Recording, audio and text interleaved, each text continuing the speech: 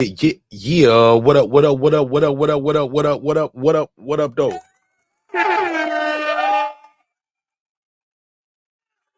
What's popping? What's happening? What's going on? How y'all feel? What's the deal? You're back on Lab with your favorite neighbor, your man Mark Nash. He is I am he. Another great episode of Breaking Beats, man. All right, we're gonna get into a little boxing talk. Had a good one tonight, man. That was a pretty good fight. I did not see the entire card. Definitely enjoyed the main event. Shout out to everybody who's here now, and we'll be watching the playback later. Wow, man. What did y'all think of that decision? Was it a robbery? Close fight? How did y'all see that fight? I thought it was pretty close. I'm not mad at Vergil being victorious and getting the nod. I'm not mad at that. I mean, I think the right guy won. Bohachuk did have a knockdown in the first, clearly. Had a knockdown later in the fight, too. Was that the 8th round? Is that the 8th round? Got a second knockdown? Definitely had a good round in the 7th as well. This was a pretty good fight, man. Damn sure hard to score this kind of fight. So we're going to talk about all of that and more on this episode. And I'm curious, man, very curious. How do you guys see Vergil Ortiz shaping up against one Terence Crawford? Is that a fight you want to see? And it was crazy because they was talking to Vergil about the fight, and he was like, yeah, that's the fight, man. He's pound for pound the best. Bring it on. And right there at the end, he was like, but I'm going to fight Spence Fundura in the first, though. I was like, oh, man, put a case on it. Like, man, we're not going to get the fight. Boo. Boo this man. I was so upset. So we'll talk about all of that on this episode. Give me 5 minutes. I'm going to run the intro, and I think I dropped the link out there early on this one, guy. I really don't want to do a long episode tonight. Just really don't want to do it. Ain't a lot to talk about with this Vergil Ortiz fight to me. Good fight, but it's not no fight. It's not a type of fight who I would see and do 2, 3, 4 hours talking about that fight. Good fight though. Did not see the undercard, but like I said, that fight was definitely worth the watch. It was worth the rewatch. It has some replay value to it. But shout out to Vergil. Definitely got tested. Got tested early. Dropped. And dropped again. Oh no, man. I don't think he everything else said he was, man. He's a good fighter. Hell of a competitor, but I don't think he got nothing for that Omaha Snake, bro. I don't think he got nothing for that guy. That guy's just too slippery, too crafty, tricky in the ring.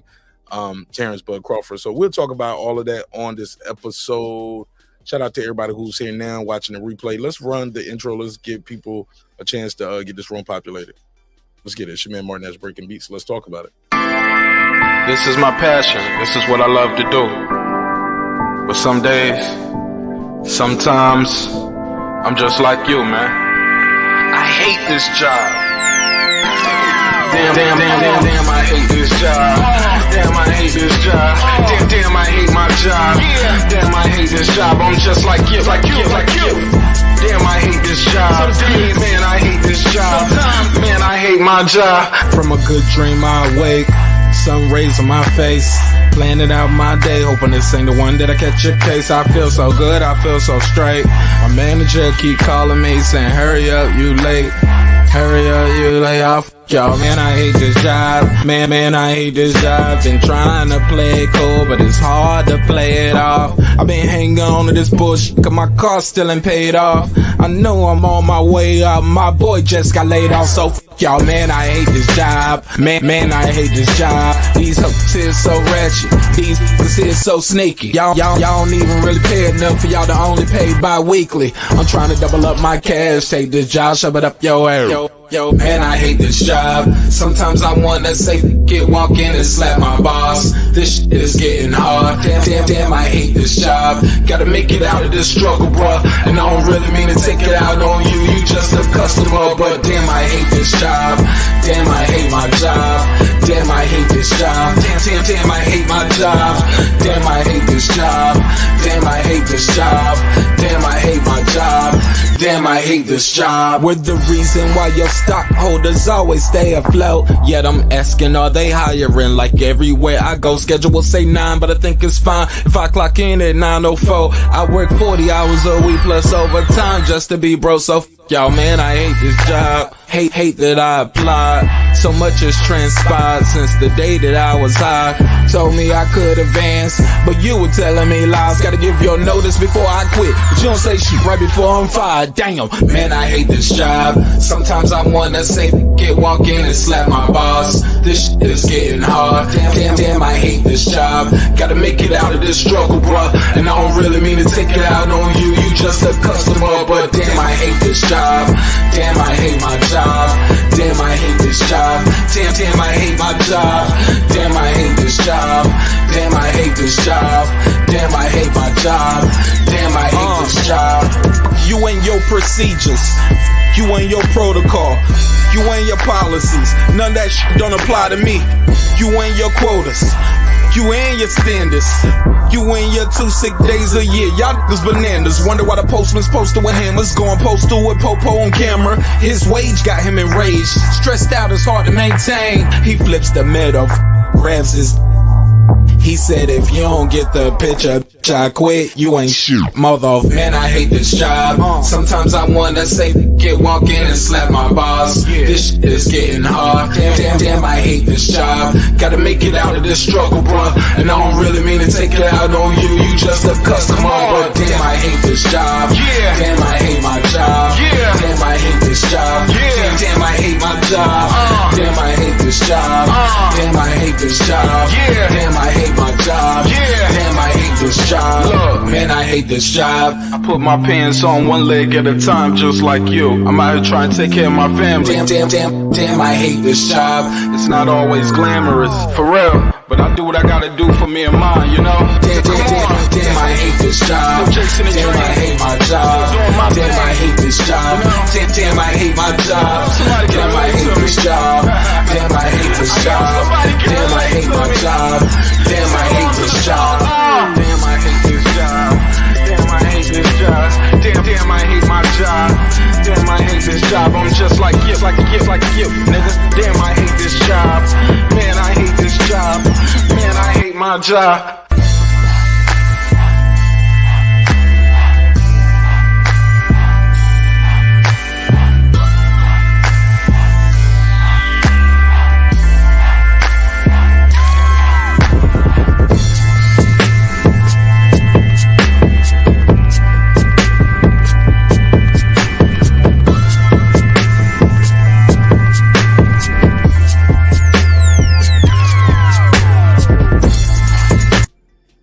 The views and opinions expressed in this program are those of the speakers, commentators, experts, and or the host. They do not explicitly nor necessarily reflect nor represent the channel's policy or the views held by the channel or broadcaster. The broadcaster or its channel cannot be held accountable for all or any views expressed during the program. Basically, if I didn't say it, don't come for me. You come for the person who said it. And please don't sue me for somebody else's words. With that said, let's start the show, motherfucker.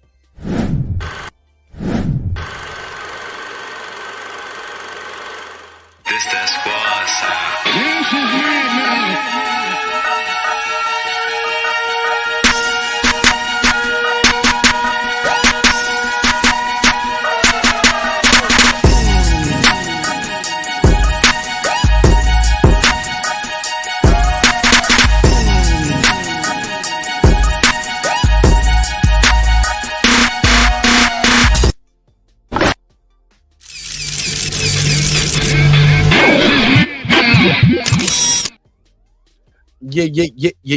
Yeah. What up, though? What's popping? What's happening? What's going on, man? It's your man, Martin Nash. All right, let's talk about it, man.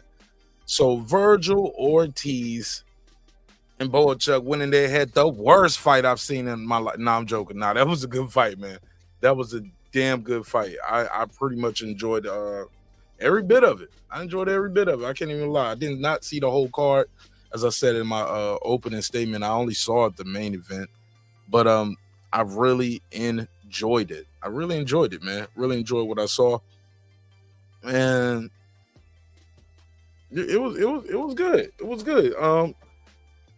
But the question of the night is: do you think the right man won the fight? Do you think Vergil won the fight? I got Vergil. I think he did. I think he maybe did enough to win, but I don't think he got enough to beat that guy from Omaha. Just I just don't see it. I don't see it, man. The style, the matchup, I don't know. But I dropped the link out there early. I make this a group conversation. You guys have anything y'all want to say about this fight? I'll let y'all get y'all bars off. I'll open the phone lines up, and then I'm gonna get up out of here, man. I got stuff I got to do tomorrow. I need to cut the grass, man. I got to cut the grass, do the lineup, the hedges. Probably need to get a haircut. I got a lot of stuff I need to do tomorrow. I need to go to the mall, get a couple items, switch out some shoes I bought for my daughter that are too small. So I got a lot of stuff to do tomorrow on a Sunday, man, before we start this week up. So I'll drop the link out there early. If you guys want to call in, voice your opinion, tell me what you thought of the fight, who won, what do you think of Vergil's chances against Terence Crawford? You are more than welcome to voice your opinion. I believe Top Rank had a card tonight too. I missed it, man. Missed it. I was with the fam, man. I was with the fam. Then I put my daughter down and we was laying had her laying down and we was watching what's it called? Pocahontas. I was like, you never seen Pocahontas? And she said, of course not, Daddy. You never showed it to me. I was like, you know what? I didn't. So we watched Pocahontas. And then I started, watching the fight on my phone and went on and took a shower. And it was great. It was a good fight, man. It was a good fight. Let me see. I'm plugging in.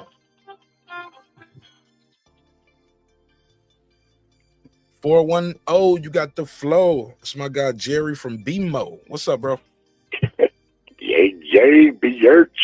Yeah. What's happening? Talk to me, bro. What you think of the fight? Man, that was a hell of a fight. Barn burner. Boxing needs fights like that. Yeah, chess match like we got last week. Yeah, I mean, there's certainly room for those too. But a fight like this is what casual fans, of course, are going to be brought to, and hardcore fans should appreciate it too, man. Those guys really fought hard.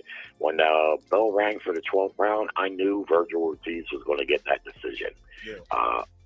I'm an OG, bro. I mean, I've seen it a million times in boxing. Follow the money. That's all you got to do. Follow the money, and you'll find out what fights are going to get made and who's going to get the favor.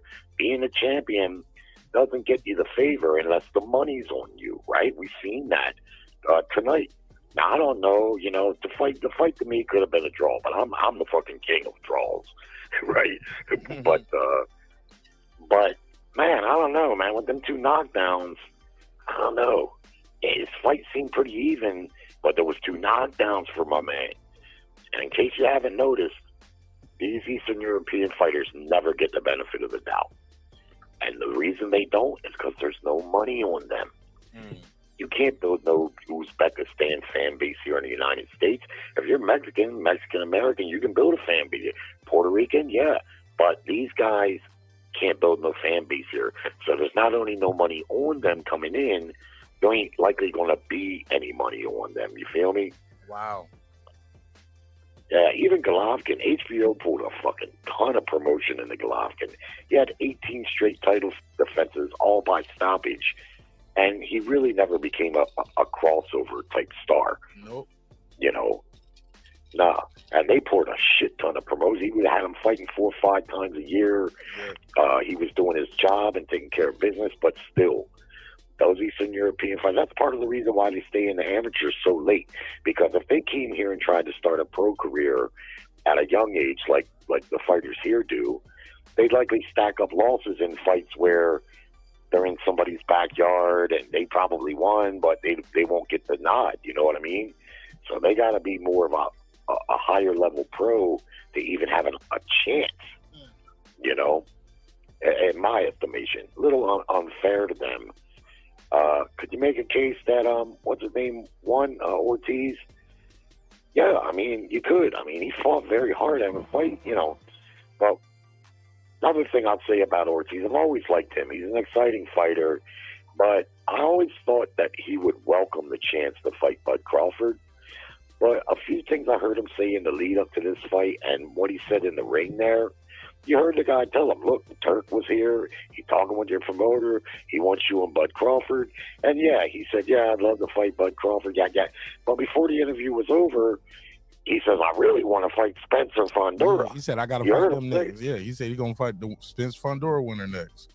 Shout out to Mr. Golden. First off, what the fuck are you even talking about fighting Spence for? This guy got his ass whipped over a year ago. Lots of people, myself included, think he's totally fucking washed up. That fight between Spence and Fondura, I don't even think that fight's been made yet. And this motherfucker just told him, look, the Sheik, the big bag, man, is you and Bud Crawford. Did you not see Bud Crawford win the fucking WBA title last week?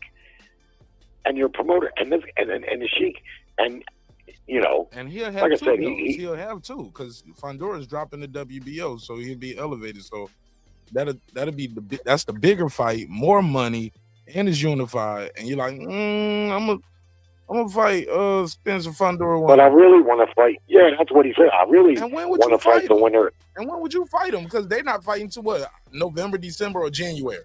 So when would you fight him? I heard it's not even until next year. Yeah, early next year. That's what I heard, because Fondura is out with that injury. And then I heard a couple weeks ago, I mean, it's hearsay, but that the fight is off. I don't know. But none the fucking less, man. The fight that's on the table right for you right fucking there is the WBA newly crowned champion and consensus pound for pound #1 guy. You're talking about you're the best in the world. Shouldn't be no hesitation. None. The only thing I can think why he would want that fight first is maybe he thinks if he gets that title coupled with the one he won tonight, that'll have more bargaining leverage. That's all I can think. What, an extra 250,000 or what? Like, it ain't gonna be an extra 5 million. Ain't gonna be an extra 2 million or nothing like that. Would you? Yeah, I don't know. I don't know what it would be with the Sheik. No, it's aging probably Bud. Gonna be a good payday. It's gonna be aging Bud out too. About it, if that's the plan, you won't fight Crawford till around September, October next year. Yeah, it could be that. Could very well be that. I don't know what to make of Vergil other than he's a fighting motherfucker. He ain't gonna be easy for nobody, not Crawford included, not Tim Tszyu. He ain't gonna be easy. He can be beat, I think, and I think tonight we've seen that. Even though he got the victory, I mean, he's not impenetrable. I was glad that they ruled that first knockdown a knockdown and used the replay. I'm glad to see that. However, the second knockdown I do think was a slip, but it was so, the way it happened, you got to call it a knockdown. You got to. I was watching on the replay where his left foot does slip out from him. It's not a full slip like his leg swung. It just went out a little bit and he got hit right at the same time. And you notice when fighters go down from a slip, they go down real fast, like really fast. But typically they also get up really fast, which is just what he did. And I think that might have been a slip, but I understand, it's too close to call, especially in the moment. And he did get hit, but I think his left foot, he had it out in front of him. It came off the ground a little bit. But what are you going to do, Yeah, a punch. Like, it was at the end of a punch. You got to count it. Yeah, I mean, I understand it, especially in real time, right? In real time, that's a straight up knockdown, and with the replay, I think you can make a little argument, but nonetheless, who did you think won? Shit, I didn't score, but I did. When they changed that, when they gave homie that second knockdown, I said, all right, well, that's 4 points. Definitely won another round somewhere in between, so that'd be 5. I was like, all you need is a ref to find 2 rounds to get 3 rounds. Basically, with those 2 knockdown rounds, you need to find somebody to give him 3 rounds somewhere. I thought he got 3 rounds somewhere, but I knew they wasn't gonna give it to him, bro. Nah, they wasn't fixing to give it to him, man. He could have knocked him down another time. Probably still wouldn't have got it. As crazy as that might sound, But it's funny, man, because I hear people say all the time, I don't know why fans care about money. Why do you care about the money? Well, listen, man, boxing is a professional sport. They're fighting for money. boxing in particular. Why do you care about it though? Well, because I like to have a clue as to what fights might get made, and also, I don't bet on fights, but I'm just saying that's why fans talk about money. They do it in other sports too. In football, Lamar Jackson wanted a huge contract here last year before the season started, something like $260 million. He wanted it all guaranteed, right? Well, he was holding out. And guess what the entire fan base here in Baltimore was talking about? Lamar Jackson and that money. If we give them that much money, if the Ravens give them that, how they gonna pay an offensive line and protect them? How they gonna pay a good receiver for him to throw to? These are professional sports. Money is a big factor, and in boxing, it's the determining factor, right? This is why you see fights like, there's just many to choose from, but anyone who can sell a few tickets. Danny Garcia is about to fight Lara. Motherfucker is getting a shot at the middleweight title. Ain't never even fought at one fight at 54. Ain't never fought at 160. How is it that he gets that shot? Oh, you talking about Danny? And he been right. Yeah, not that he's in a box office guy, but he getting that shot. I think that's a voluntary for Lara though, because Lara just fought as mandatory, so Lara chose to fight him. But even still, I get it though. 2 years out the ring, bro. You getting plus he's ranked in that. He's ranked in the top 10. How? In that division. That's what I'm saying. But I know how. They think he can probably still sell a few tickets, and there you go. It's been played out a million times in boxing. So, people say pocket watching. Well, for me, pocket watching is if you say, why'd Mayweather buy another Ferrari when he's already got 10 or 12 of them? That's pocket watching his personal money. But when you pay attention to the money in boxing, as far as, for the reasons I'm talking about, I don't see that as pocket watching. It's just, it's a big part of it. It's the determining part, really. And the titles, they're just a caveat to get to the money. Mm-hmm. If this Russian fighter tonight was a popular fighter, he probably wouldn't have lost that title. Oh no, man. He was still getting the beats put on him, though. He didn't get dropped, but he looked hurt more than those knockdowns hurt Vergil. Like that second knockdown, it was funny because Vergil got up and said, no. Yeah. I'm like, yes. I truly believe well, that's what I was saying, but I truly believe he did slip there, but the second one? It doesn't matter. One? Yeah, the second one, boom, caught him right on his chin, off balance while he was throwing the punch. Caught him clean. Well, but if you look at it, his left foot comes off the ground in a manner that like it lost traction. It wasn't him raising his foot. It just like went out from under him, but it wasn't like a full slip, like whoops, like your leg goes way up in the air. And sometimes that's all it takes, but you got to call it a knockdown because he got hit right at the same time. And so down he goes, you got to call it a knockdown. Didn't it make him mad or what? He got up and went crazy on Bohachuk. Well, you see how quickly he got up. That's another thing. Like I say, when it's a slip, a lot of times they get popped right back up, or literally right back up. Another example guys pop up quick too, Jerry, just to try to have people think that they're not hurt.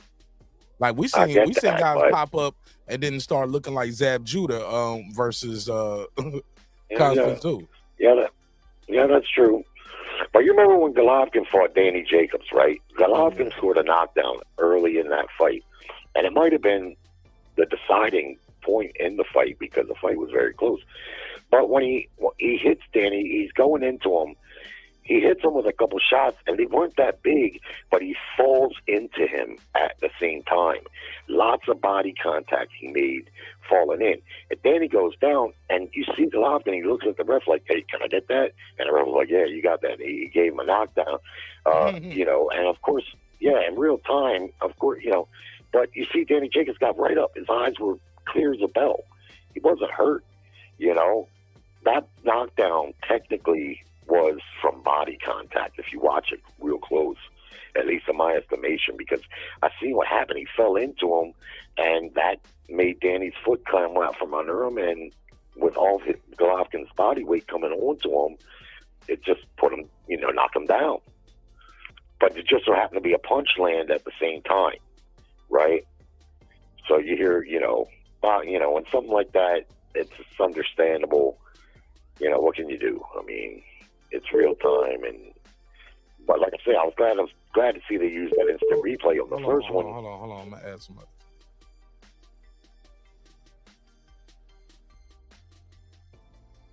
Go ahead, Jerry, and then I'm gonna bring in Brim. Nah, let Brim talk. No. Finish what you were saying about the knockdown. Nah, I mean, I was glad to see they used the instant replay because they got it right. That was a knockdown. I mean, both of them were very similar in that he went down very quick, they got up very quick. But in the old days, they didn't have instant replay. That's a knockdown. If the ref don't rule it a knockdown, it's not. And you would think if the fight was being judged fairly, that would make a difference. A knockdown in a tight fight like this, knockdown should make a difference. That's why I don't know. I'm gonna watch it again.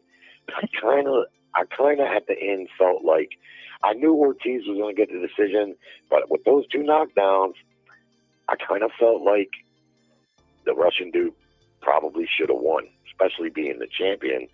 But again, it's not the champion that gets the favor; it's the money guy. Fair enough. Go ahead, Brim. What's up, everybody? How you doing, Jerry? What's up, Mark? Hey, what's up, Brim? What up, bro? Man, what a fight, man. Fight of the year right now. That was a phenomenal fight. Regardless, I can't call it a robbery, but it is definitely Santa Claus gift. It's definitely a Santa Claus gift. But it's not a robbery because it was a close fight. But based on what the scorecards read, that means they had Vergil Ortiz winning 8 of the 12 rounds. Does anybody think he won 8 of the 12 rounds? Nah. That shit could have been I had it 6-6. Yeah, it could have been a draw. I had it 6-6, and with the 2 knockdowns, he won by 2 points. I think they should have called it a draw, in my opinion. I would have been happy with a draw. A draw or give him the win by 1 point, because I just can't. I mean, I can't see him winning 8 rounds. I can see you maybe giving 7, but if he gives 7, he still loses. Oh, actually, that's a draw if he gets 7 rounds. 7-5 with the 2 knockdowns make it a draw. Yeah, 114. I think that would have been the best. 114, 112, right? With 2 knockdowns, right? That's what they gave it to him.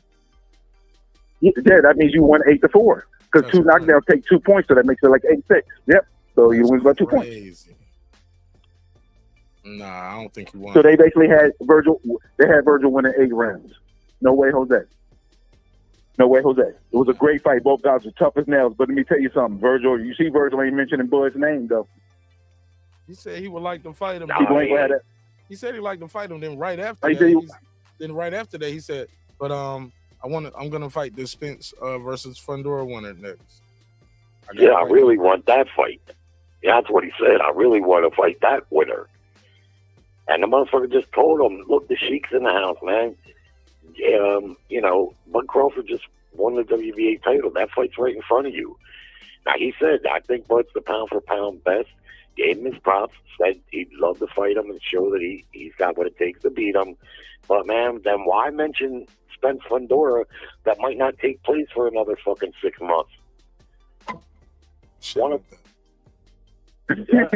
a case on him. I'm dropping a case on that motherfucker. And I like Vergil, man, but come on, man. You just said in the interview, in the pre-fight thing, that you're the best in the world, and he said it in the ring there. He said, "I'm the best in the world." That's what he said. Come on, man. Don't shy away from the challenge. No, he's not. Nobody. He's a great fighter, though. He's a great fighter. He's great. He's good so far against the guys he's fighting. He stepped up today and possibly got dropped twice, and many people mind lost that fight. Well, right. We don't know if he's great yet. He's good. True. Against the guys he's fighting. Tough guy. Right. Well, shout out to Bohachuk, man. That's my guy, too, man.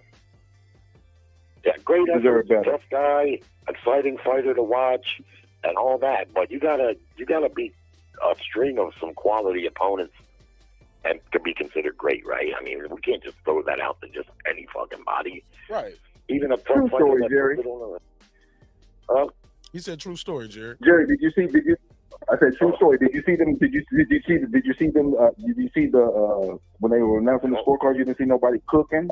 there was home cooking going on, and they was getting down to the scorecard. So that was definitely a home favorite scorecard. But I mean, this is expected. Golden Boy, Top Rank, TBC, they're known to do that. It didn't seem like Matchroom does it as much because they have had a lot of guys of the home guys that lose decisions like this. But it seems like Top Rank, Golden Boy, and PBC, they tend to do a lot of home cooking for their guys. You know, they just Golden Boy, but Golden Boy is like notorious though. You know, like notorious. Man, but it was a heck of a fight though, regardless, man. Over those guys, it was. Fight of the year so far, I agree. Hands down, really. And that's not. Y'all see the Lopez knockout though? Did y'all see that knockout though? My God. The co-main event. No, the Top Rank. Oh, the Top Rank. Oh no, I didn't see. I didn't know Top Rank had a fight card tonight. I caught the last 2 rounds and I caught the knockout. Oh my God, that was vicious, man. Oh. When I get a chance, I'll go back and check it out. I missed the co-main. Middleweight, man, that dude scored a fucking vicious body shot KO in the second round. Charles Conwell. Oh, what? You know who he is? Oh, Conwell got the knockout? Knockdown? Oh, okay. Yeah, Conwell's pretty solid. Yeah, I missed that because, I'm in work. So, but I just wanted to pull up for a hot second, give you my viewpoints. I'm going to be listening in the background, rocking it with y'all in the chat. If I get a chance to pull back up there, because I'm a little busy, but I appreciate you guys. Number love for all the boxing fans. Let's rock and roll, baby. All right, man. Sure. Hey, Brim, before you go, how you think Ortiz does against Crawford? Knockout. He gets knocked out? He goes to sleep. Absolutely. His defense, he has too many holes in his defense for somebody that is a precise puncher like Terence Crawford. He's going to be open for some shots, man. He got great power, but nah. I don't think he makes it, man. But it'll be a good fight, though, as long as it lasts, Yeah, that's what I think. Probably be a barn burner of a fight. But you got to favor Bud Crawford. I mean, he's got to. You got to favor Bud in that fight. But I think we got to consider that Bud is getting older. He doesn't look to have slipped really. Vergil is very fast, and he throws a lot of power punches. So I don't see him being easy for anybody. Plus his chin is real good. He took some fucking murderous shots from that guy tonight. Yeah, true. But the thing is, though, the one thing about Terence Crawford, though, when you throw all those punches, you're dealing with a counter punch, and you're leaving those open and holes, and those shots that you don't see is the ones that put you out. And he may not punch as hard as some other people, but he's so precise when he lands those shots. And if you can't see it, he puts you on the floor, and he's like, damn, I'm going to get it. Yeah, he's a sniper. But that's what I call him. He hits you with, you might do good for 11 fucking rounds, just like Benavidez did pretty good. But then out of nowhere, bang! And that was all she wrote, Gilbrook, he was kind of holding his own. And then just he was holding his own. His jab was a problem the first 3 rounds, bro, for Butter. That's why he had the little hard jam he did. He hit him with that little half-hook, half-jab, and it was a wrap. Yeah. Yeah. But you said Terence is getting older, but you got to remember, though, man, when you take care of your body will take care of you. And, people say, oh, Bud must be falling because the Madrimov fight. But you got to remember how Madrimov fought, how defensively, how different he fought than he normally fought. You know what I mean? That anybody that fights Bud, are they going to change their game plan to be the hang in there, or are they going to be who they are? You know what I mean? You not to let you know how good Bud is. But you have to actually change everything that you normally do to try to have some success, because you have to be aware defensively. You have to be. And that's what Madrimov did. And that's why he gets so much press, because he did something that he normally didn't do, and he changed his game. He called Terence off guard a little bit with that. But it was, again, Terence was so good of a fighter, he made some adjustments, and he ended up landing the shots he counted in the meat and potato round, the championship round. But let me get back to this action, y'all. I'll be in the chat, and I'll holler at y'all if I get a chance, man. My God. I don't have much more, Mark, but I do want to say this. I've seen an interview Canelo Alvarez did not long ago, what he said? Probably in the last couple of weeks, where the guy was talking to him about Benavidez, and he basically was saying Benavidez is too big for him. That Canelo was saying he's basically a middleweight, but he fights at super middleweight because he can. Now, I've been saying that the whole fucking time he's been at 68. I'm like, this guy really, probably, if he wanted to really cut weight, like say Benavidez does or Devin Haney has, he probably could still make 154 in my eyes, but he could easily fight at 160. So if I was the Sheik, I would tell him, all right, motherfucker, we heard what you said.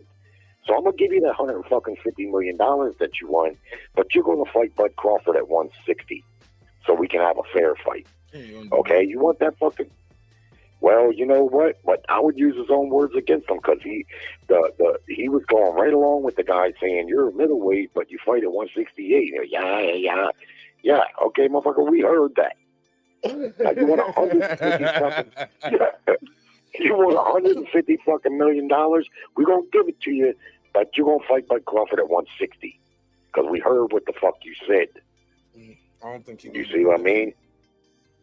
I don't think. Well, then fuck him, man. And that defeats the purpose of fighting him too, right? If you're trying to get the undisputed.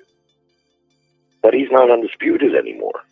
He'd still have to fight the IBF champ. Canelo's not undisputed? No, from what I understand, they stripped him from the IBF a couple weeks ago. No, let me look. Let me see.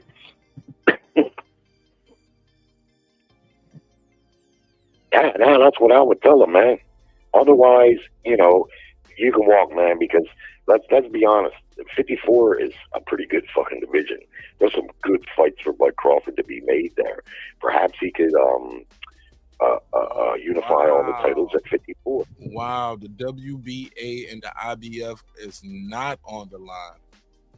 Oh my God, he's not undisputed. Where's the? You don't have the WBA either. When did he lose the WBA belt? Well, this can't be right. I didn't hear that one. This can't be right because this can't be right because when he fought John Ryder, he was still undisputed. When he fought Jamel Charlo, that was undisputed on the line. Well, the Munguia fight was undisputed. Yeah, and they don't have all his belts up here for that neither, so that could be a mistake. Something is wrong over here. Well, the WBA, I haven't heard that, but I did hear that they stripped him from the IBF for not fighting that dude that he was supposed to fight. Some guy, I don't know who. I thought that dude took the step aside money.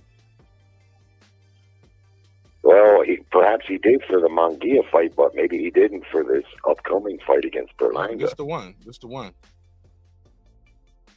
Huh? This the one he took the money for. But I'm telling you, bro, I don't think he has all four of the belts anymore. I think the IBF stripped him. Let me go to the You didn't hear that?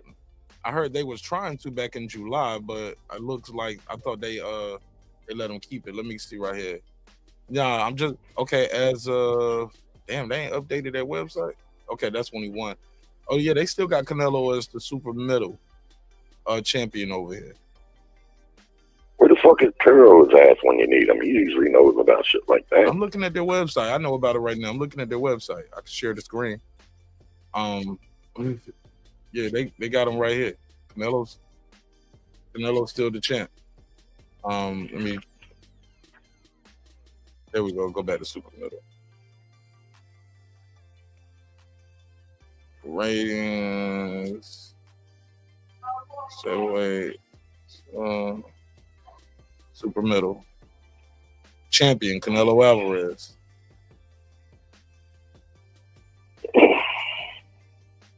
And he has the WBA, WBC. Yeah, he looked like he still got everything. And he paid William Skull is the guy from Cuba that they paid to step aside. Because that guy would be the champion right now if he got stripped, right? William Skull is unless they make him fight for the vacant. Nah, that ain't how the IBF do. Remember when they stripped Bud, they just elevated Boots. Yeah, but it looks like he's still the champion though. He's still undisputed. I don't know what. All right, well, here I'm reading. It says Canelo Alvarez is being stripped of his IBF super middleweight title ahead What date is that? His September. Ahead of his September 14th fight against Edgar Berlanga. Of course, ESPN on Thursday. Decision comes with Alvarez's mandatory title defense. So it may be one of them things where when the bell rings, like they did with Charlo, that's when he would no longer be the champion. I don't know. I'm just guessing there. I don't know. I saw something that said they came to an agreement. Let me see. Canelo Williams Skull. Here we go. Canelo Alvarez reached an agreement with Williams Skull. This is after he was the mandatory challenger, so Canelo wants to fight someone else without vacating. He has to, so they made a deal. Well, I'm reading here from on ESPN. What date is Alvarez what's the date? To be stripped. If I can find it. Should be right. Yeah, because I saw that too. Alvarez to be July 20 or June 25th. Right. And that's what I kept saying. He will be stripped. He will be stripped. But after that, well, that's what it's saying here. It says will be stripped. When we officially notify the involved parties, we will issue a statement. But it looks like it's going to be one of them. What I'm trying to tell you is, since then, he made an agreement from June, though. Right, and I got an article since then back in July, and it says Canelo Alvarez reached an agreement with Williams Skull. Hold on, this Major Key, maybe he knows something. Hold on. Merger man, Major Key Boxing, what's popping? Yo, what's going on, brother? How you doing? What's good, bro? How you? How the family? So, you live right now, or did I just watch something else? No, I'm live right now. I see you in the chat. Oh, that's what I was. Yeah. No, so what I'm hearing, right? I'm a little confused because and shout out to you, brother. I hope everything is doing well with the babies and all that. You know what I'm saying? I'll holler at you on another day about that. But nah, with the fucking undisputed shit, bro. I get so confused, bro. Like, cause I haven't even been following boxing that much. Of course I have to, cause it's in my blood. I just fucking have to. But when it comes to this crazy shit that I'm hearing nowadays, like, oh, this person lost undisputed, this person lost undisputed. How did they lose undisputed? That's not a belt. It's not a belt. It's an accomplishment. Somebody got undisputed because they, at that time, beat everybody that was legitimate for all of the belts. So there's no such thing as losing undisputed. And I'm seeing all these articles lately, you know what I'm saying? And I don't want to call out certain channels and, things like that because I'm on your channel, right? But there's certain channels that and certain people that are, known for their what do you call that shit? They're, just being like reporters, you know what I mean? And they're reporting, and they're wrong. There's no such thing as you losing undisputed. Once you got it, you got it. You know what I'm saying? Like, you can't tell me anybody in the past that has lost their undisputed and has gone down in history as losing undisputed. No, once you're undisputed, you're undisputed. It's not a belt. Once you got that accomplishment, you have done what somebody else has not done. Of course, you're going to always have young champions coming up into that same weight class and certain people trying to defend or fight you to beat you for your status and stuff like that. But they're still going to have to get all the belts before they become undisputed. You see what I'm saying? And Terence Crawford, Jamel Charlo, Canelo Alvarez, all of those are undisputed. They're undisputed. You can't take that away. That's what undisputed means. You can't dispute it. It's undisputed. Yeah, you want me to take that, Mark? Because I know how I would answer that. Go ahead. But he asked you. Well, I get what he's saying there, but in many cases, see, that's how I look at undisputed. To me, undisputed means in the 4-belt era, you should have probably beat the top 3 fighters. That way you can say there's no dispute that you are the best. But that's not what it is. You can beat one fighter, just like Devin Haney did. He beat Kambosos, who was not a top 5 lightweight, and he got all the belts and became undisputed. So to me, undisputed a lot of times can be overrated. If you get the undisputed titles in one fight, then there's still plenty of dispute as to, it's literally speaking, undisputed should mean what he said, and I agree. It should mean there's no dispute. But if you get it in one fight, then you can make an argument for the rest of the guys, at least in the top 3 or 4, that there's still dispute. But as it relates to what we're talking about, if you have all the 4 titles, even if you got them in one fight, if you get stripped of one, just like you said, Mark, then it wouldn't be for undisputed. You see what I mean? So if they strip Canelo of that belt and he has 3 of the 4 titles, he achieved undisputed status, but currently he wouldn't be undisputed because he only would have 3 of the 4 belts, right? Correct. So if Terence beats him, he'd be the unified champ, but he wouldn't be the undisputed champ at that point. I get it now. Because Canelo wouldn't have the IBF belt. Yeah, I was wrong earlier. Yeah, he's definitely stripped. Go ahead, Major. You want to reply? Yes, absolutely. I appreciate the fact that you express you without anger. You express your point of view on an intellectual level. I absolutely appreciate that. But the thing is that regardless, we may feel like, you know what, he hasn't fought the other ones, but the other ones did fight the other ones, and they all beat him. And styles do make fights. You're absolutely right about that. But the point is that Undisputed has never recognized that styles make fights. They just recognize. If you go back into the history, it is what it is, right? If you beat the best of the best, you beat the guy that beat the guy, and you're undisputed, it is what it is. So we have to keep everything. We have to keep everything in correct nature. Will always be considered. It'll always be recognized that he was the undisputed super middleweight champ. But you have to understand, if he gets stripped of one of the belts, he's no longer holds that title. The distinction of the achievement he'll always have, just like Bud Crawford, because Bud Crawford was the undisputed welterweight champ, but the IBF stripped him. So, but the IBF or the W. I'm sorry. I do apologize. I know Mark doesn't like that. I cut you off. I apologize. I agree with what you're saying in theory, that the achievement is something that can't be taken away, because once you achieve undisputed, even if you got it in one fight against a guy that might not have been top 5, doesn't matter. If you won them, then the achievement is yours, and it's always yours. But you got to understand, moving forward, if you get stripped of one of the belts, yeah, again, like if Canelo gets stripped of the IBF belt and they make a fight with him and Crawford, it won't be for the undisputed titles. Even though Canelo had achieved that, currently he wouldn't be the undisputed. You see what I'm saying? You see what I'm saying there? If I can respond, yeah. I apologize if I cut you off earlier, brother. I really didn't mean to do that. But no. So what I'm trying to say is that no, I understand what you're saying, but at the end of the day, the IBF, the WBO, the WBA, the WBC, none of those make undisputed. It's when you would carry every single title that nobody else.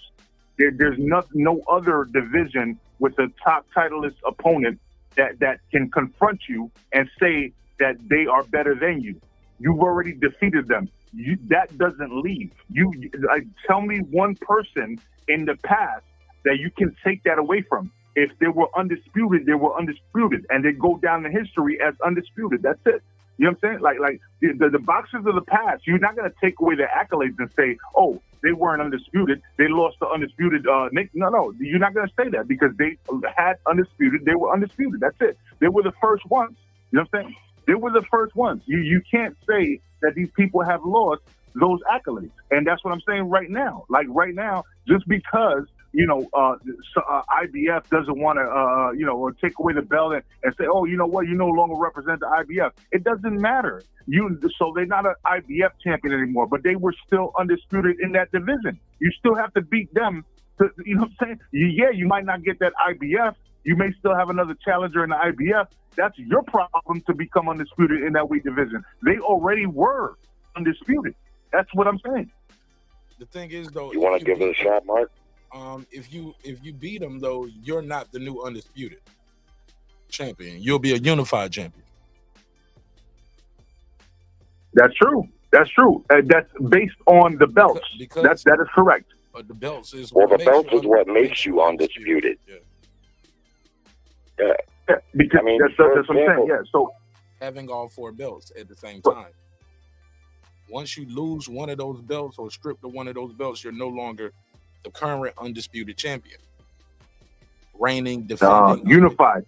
Yeah, you're unified, yeah, but you're not the unified, current right? reigning undisputed champion. What's up, Bo? Let's see. Let me let Bo take a crack at this. What's up, Bo? Hey, what's going on? Go ahead. What are y'all discussing? Undisputed? We'll come back to it, I guess. Yeah, because I mean, I don't know what the hell going on. I came in the middle of y'all, what y'all was going over. I mean, Let's spin the block. Go ahead, Major Key. Yeah, no. So again, what I'm saying is that look, you can be right. Here's the thing. Right now, if I beat everybody in my class, what you expect me to defend undisputed until the day I die, till 96? You know what I'm saying? If I live to 96, no. It's right now. Whoever, as long as you're still fighting in that division and you have all the other, you get what I'm saying? No, I hear you, but you've already accomplished it. You already accomplished it, and he's actually right now already accomplished it. And what he's trying to do is now he's just playing for money. Let's be honest with you. You know what I'm saying? Like you know, he's just playing for money right now.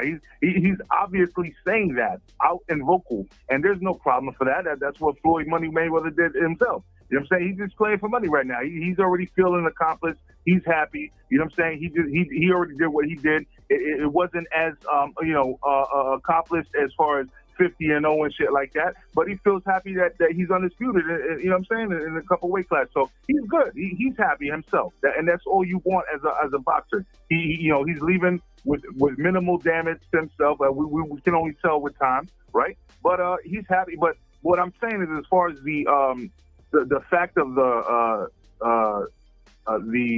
you know what I'm saying, undisputed. The undisputed is something you accomplish. It's not a title. There's nobody that gives you that. It's just literally like you already accomplished that. You beat everybody that was worthy of beating in that weight division. You're missing the point. You're missing the point. Devin Haney didn't beat all the top fighters in the lightweight division, but he still was the undisputed champ because he had one title and he beat one guy who had the other titles. He didn't beat all the fighters in the division at that point. That's always been my argument with undisputed. And what you said initially is it should mean that there's no dispute. But when you get it in one fight, you can make plenty dispute that technically you aren't. But if you collect all the belts, technically you are. So the achievement, the accomplishment, which I think is what you're saying, can never be revoked. Once you become an undisputed champ, history will always record that Bud Crawford is at least at this point, a 2-division undisputed champion. No matter if he got them all in one fight, no matter how he got them, he got it. But moving forward, you got to understand, like I just said, and I'll say again, if you get stripped of the one title, you're no longer the active undisputed champion. Because that's what makes you undisputed, is collecting the belts. You keep saying the belts don't make you undisputed when that's exactly what makes you undisputed. It's collecting all 4 of them.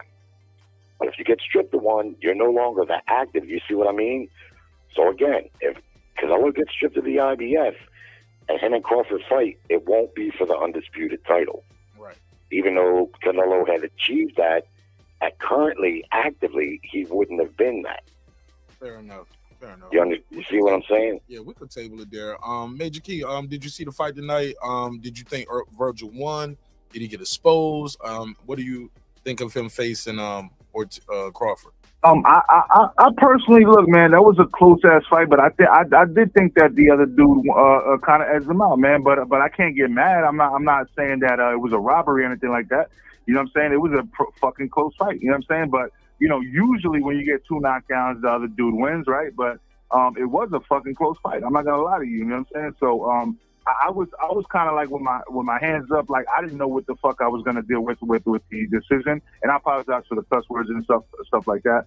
But you know, because I know this is a family place, right? But I'm just saying, like, you know, we ruined that a long time ago, Major Kid.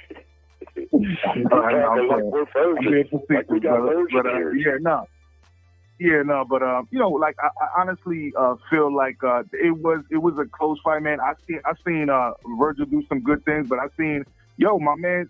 I never even watched this dude fight. To be honest with you, man, I heard of him, but I never watched it. I told you, like ever since like I left the game here on YouTube and stopped reporting on stuff. I really haven't been watching that. I just watch whatever I'm interested in watching. You know what I'm saying? And I really didn't know this guy like that. And when I went and watched it, I was like, damn, this dude I knew Madrimov because I was calling out Madrimov's name back in the day. Like, you know, I knew he was a tough competitor. I was actually calling him out to be one of the top dudes at 154 with him.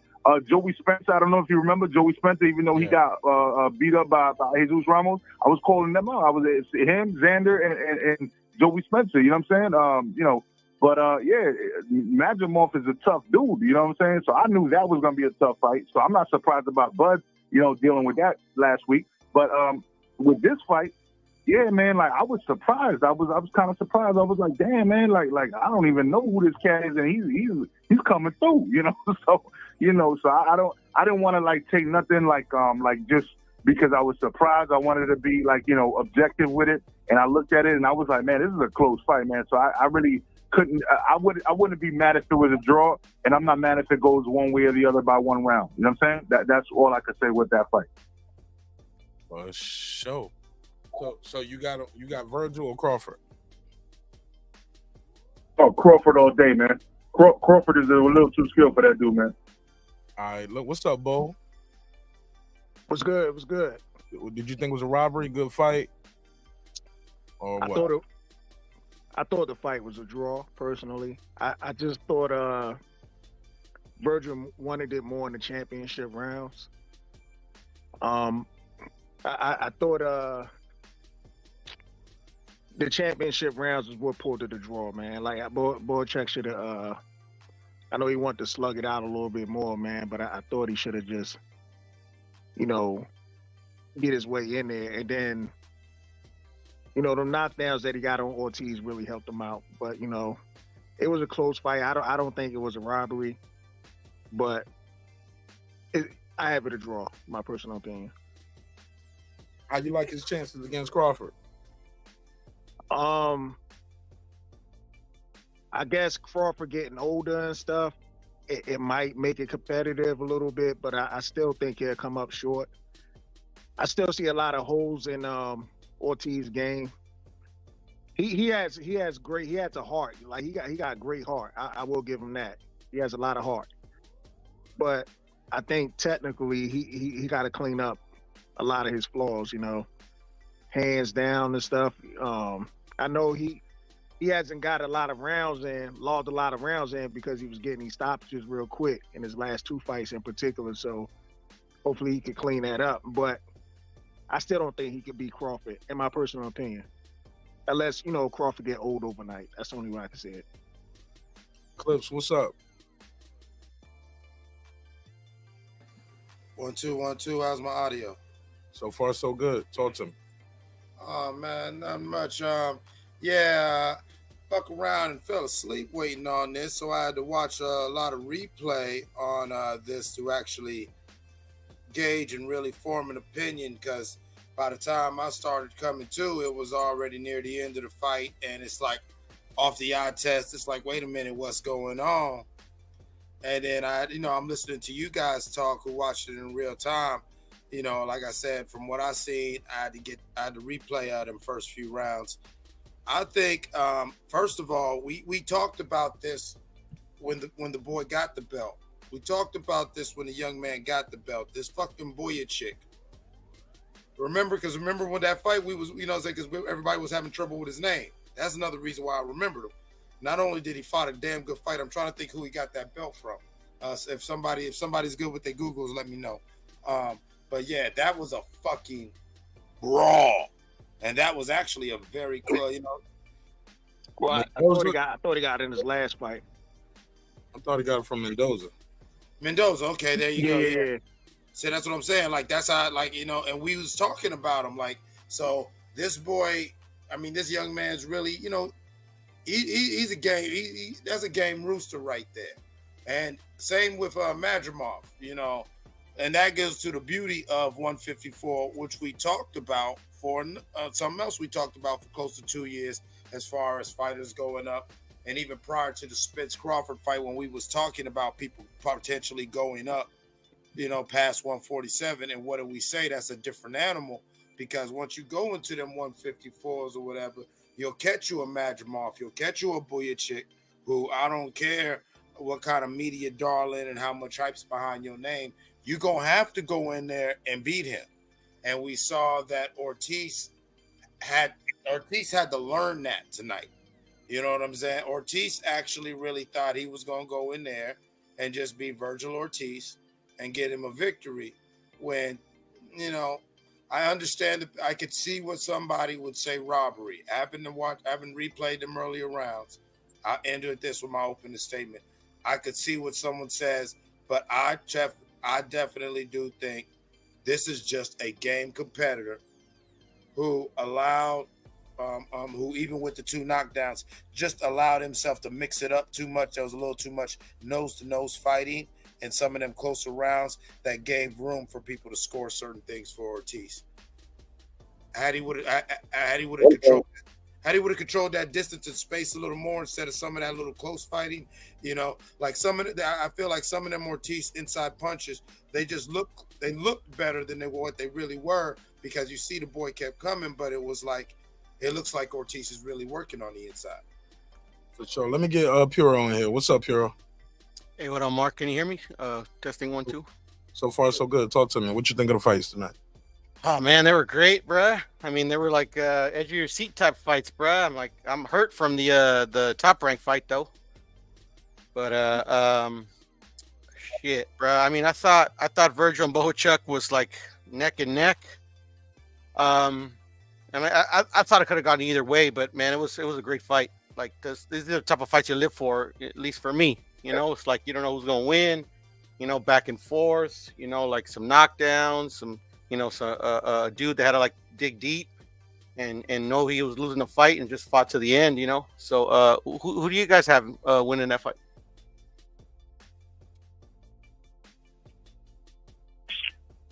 Which fight? The Vergil and Bohachuk. I scored it a draw personally. A draw? Okay, I'm not mad at that. Yeah, one of the judges had it a draw. I kind of felt like the fight was basically even, with the 2 knockdowns being the difference maker. That's what I thought. I kind of felt like the Russian guy edged it with those knockdowns. Otherwise, I think it was pretty even. One thing, Vergil Ortiz, the biggest hole in his game that I see, he definitely gets hit. That's probably always going to be an issue for him because of his style. But I think part of the reason why he gets hit so much is not just his style, is he loads up too much. He throws every punch like he's going to score a knockout with it. And he's got very fast hands, and I wonder, why doesn't this guy do any combination punches? Boxing fundamentals, start with the speed and end with the power. You start with the speed, you blind your opponent, then you can really load up on that power shot and have a really good chance at landing it. He fights with a little too much heart, I think. He almost had to pay for that tonight, late in the fight, because the Bohachuk, his power is not so much inside, it's at the end. He has long arms, and when he gets you at the end of that punch, kind of like Tommy Hearns, that's where his power is. I didn't feel like too many of the side shots was really hurting Ortiz, but it was the ones where he could extend.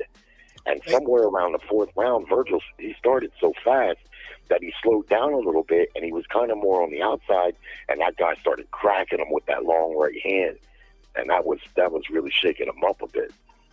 Hey, Jerry, I'm glad you pointed that out, because that goes back to what I was saying about the distance.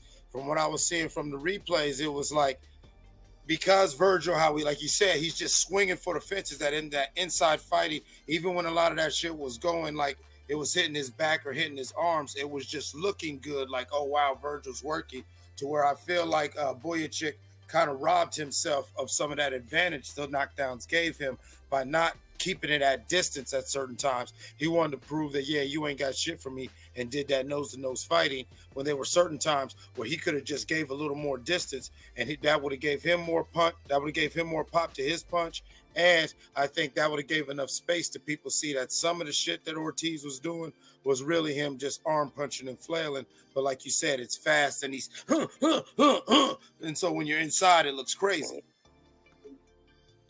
Go ahead, Major Key. Good point. Yeah.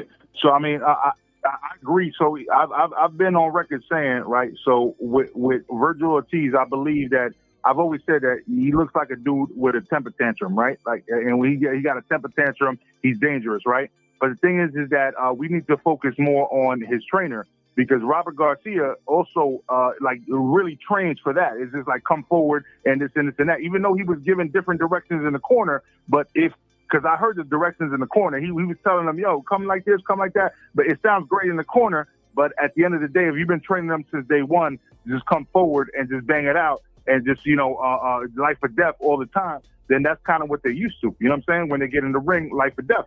Once you start getting hit, you know what I'm saying? Everything goes out the window.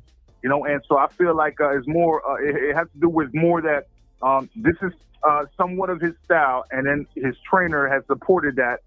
And unfortunately, he needs to work on, like, he's not going to be the Terence Crawford, man.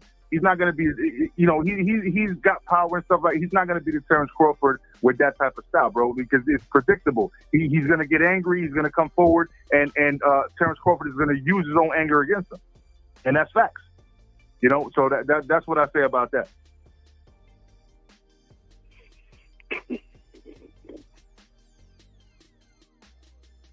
No, that's that. I mean, you ain't got to be Nostradamus to see that, Major Key. I feel you. Like, especially after watching this fight, when there were, you got knocked down twice. There are several times where Bohachuk, is on his neck, and you would think he would do something different, right? But no, this is who he is, for better or worse, and that's what got him here. So, and like you said, once you're getting punched and, the muscle memory starts kicking in, you dance with who brung you. And I like that. He's a temper tantrum fighter. Because, no, there are moments where he's like Trey when he walked in Nia Long's house, saying, after punking out. Saying after Rick got kid, just flailing. But, it works for him. It works for him, but that's the thing about gimmicky fighters. It works until he doesn't. And I just want to segue because, like I said, I did fall asleep waiting for this. And so some of the end of that Lopez fight at the top rank, I missed the end of that. Somebody let me know. You missed it, bro. I'm going to watch that fight tomorrow. I'm going to watch that fight tomorrow. Yeah, I missed the top rank card myself, bro. Yeah, that top rank card was what I was watching the whole time, going back and forth between that and UFC. And it was actually a very entertaining card, in my opinion. And I was really hyped to see what Lopez was doing. But Puro, you seen the card, them lulls in between the fights. Like, we got to stop this shit, people. All right, we don't need Eminem concerts and all this crazy shit. I don't need 20 and 30 minutes in between each fight because nigga be high and I be forget I'm watching. Yeah. You know what I'm saying? I'd be like, what the fuck am I watching? You sound like a hardcore boxing fan. That's how we think. And I agree with you. However, you know why they're doing that. They're trying to attract casuals who may want a little bit of different entertainment. Us boxing fans, we don't need that. But I understand why they're trying to incorporate some of that. And in the big picture, I think it may be a good idea. They just got to figure out a way to format it so it's not so lengthy, because that Crawford card, that shit went until like 2 o'clock in the morning. Bro. Jerry, they did not enter the ring until 1 a.m. I will not stress that. I've been all over social media. Listen, man. Anybody east of the Mississippi. Yeah. Till 1 a.m. That's what I'm saying. So they got to find a way to incorporate, in my opinion, a little bit of alternate entertainment, but not have the whole fucking thing take so fucking long. Because I read, when I ordered Bud's fight last weekend, they said the ring walks, the main event fighter is going to enter at 11:30. At 1 o'clock, I'm like, where the fuck are these? Where are they at? The shit went way too long. I agree. But I do like the effort to at least try to attract the casuals, because let's be honest, that's what it's going to take to get boxing back to where it once was. I gotta disagree on one point, y'all. Unfortunately, we see too many fucking robberies. I'm not saying tonight was a robbery. I'm saying like we see too many damn robberies on a regular basis, year in and year out. Bro, we'll sit here and say this was a great fight. It's not a robbery. Next week we'll be like, yo, that was a fucking robbery. You know what I'm saying? It's too much. This is one of the reasons, man. I love the sport of boxing, man, but I can't even like report on it no more, man, because I'm so pissed off about this shit, man. I got kids, I got a life. You know what I'm saying? I'm so pissed off about this shit all the time, man. I get too angry. I'm like, bro, I can't even like to report on this because I'm so pissed off. Like, you know what I'm saying? Like, how can I tell people go, support this channel, go support that channel, go buy this and go buy that? You know what I'm saying? When at the end of the day somebody got robbed. You know what I'm saying? Like, and it's just, man, I'm so pissed off about it, man. But I feel y'all. I love the sport, man. I love the sport. I get it. You know what I'm saying? But I'm really pissed off right now, bro. I'm really pissed off. We all get angry with robbery. Major Key, I feel you, Major Key, and I'm with you, man.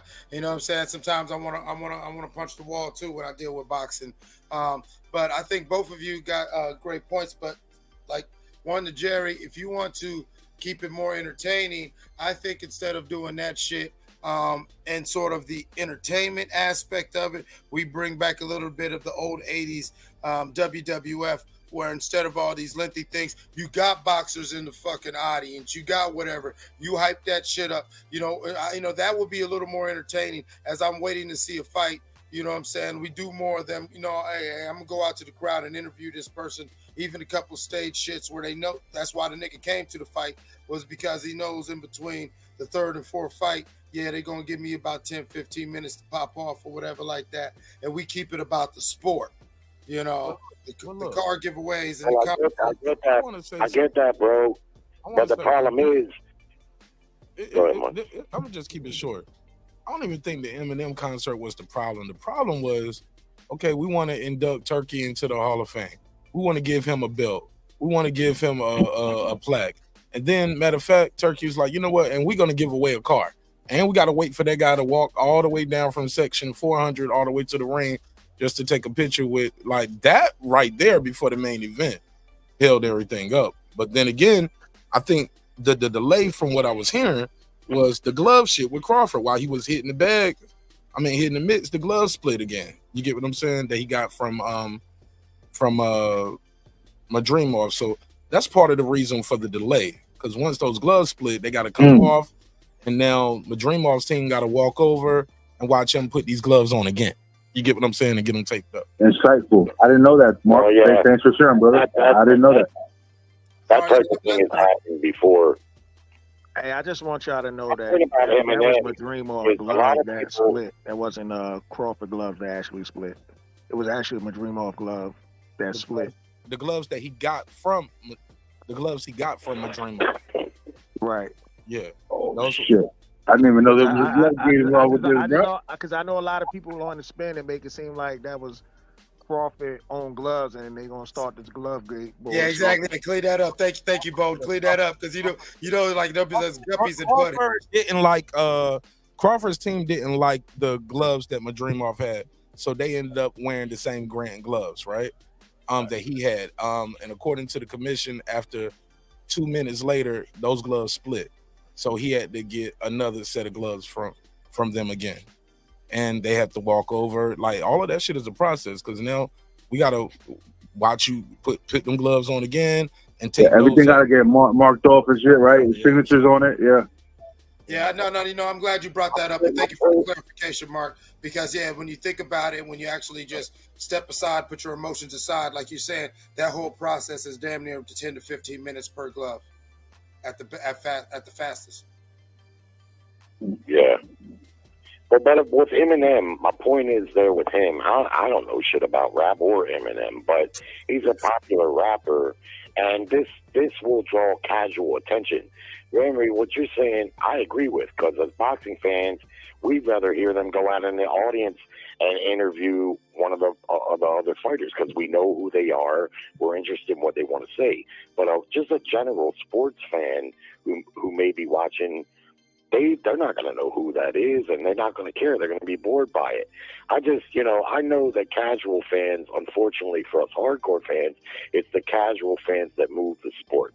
It's their involvement that actually puts boxing back in a popular place, and I feel like they got to find ways to bring the general sports fan back somehow. I'm not sure that's the answer, especially if it's going to fucking lengthen things. But like Mark, as you're pointing out, that probably is what lengthens the main event. But it's also, when the fighters, you see them in the back warming up, a lot of times, I don't know if they're told exactly when they have to come out, or they can say, look, well, I got wrapped late, I need 15 more minutes, I'm not warmed up. I don't know, because it seems like sometimes they go right to the next fight, and then the next fight would take 20 minutes. You know what I'm saying? Yeah, Jerry, that's what I'm with. Like, they need to work on the timing of it. Like, as somebody who used to throw events and shows, like, you're going to have your breaks and lulls. And Mark, you can feel me this as a DJ. You feel what I'm saying? Like, you've got to really have plans for that ahead of time. You know what I'm saying, Mark? Have you ever DJ'd for an event where you knew you had, all right, your little high points and your bullet points, we got to get this in, just how you do this show. And you have in your mind already. And it seems, and you could tell that, Turkey's team from the Bud Show, they're still filling it out. And I have confidence they'll work it out. But, from what we've seen so far in 2024, that has been my biggest complaint with the production aspect of the product that's being presented, if that makes sense. Makes perfect sense. Can I say one thing before you call, Mark? Go ahead. What you say? I just want to say this real quick. With with that whole representation, right?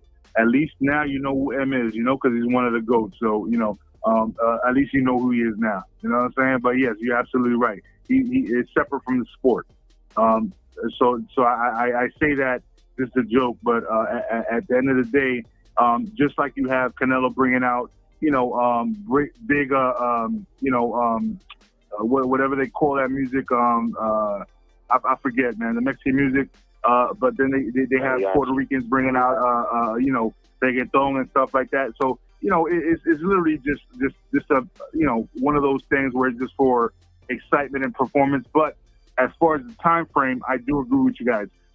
Time frame, I'm not at liberty to be watching this is one of the reasons I've been falling off of boxing, bro. Like I watch it. I'll even watch it the next day, bro. But I can't report on this shit like I used to because I got a family situation right now. You know what I'm saying? Like I just can't do it all the time. There's no way that I can just take away time all the time just to report on this shit for other people. Like, did you watch it? Yeah, let's talk about it. You know what I'm saying? I prefer to be on here, Mark Nash's channel. You know what I'm saying? That's a dude that I know for a very long time. I'm cool with him. You know what I'm saying? I hope he's wearing my shirt right now. You know what I'm saying? He's the only person that got a shirt off my back. You know what I'm saying? And he knows that. You know what I'm saying? But besides that, bro, I really don't rock with a lot of people. I really don't go to a lot of channels or nothing like that. I like to talk to boxing once in a blue with people that I feel know boxing, and that's it. And Jerry, I know you rock well. You know what I'm saying, with a few channels, and I know that everybody that pretty much clicks the link here rocks with Mark Nash on a few channels and stuff like that. And so I'm familiar with your names.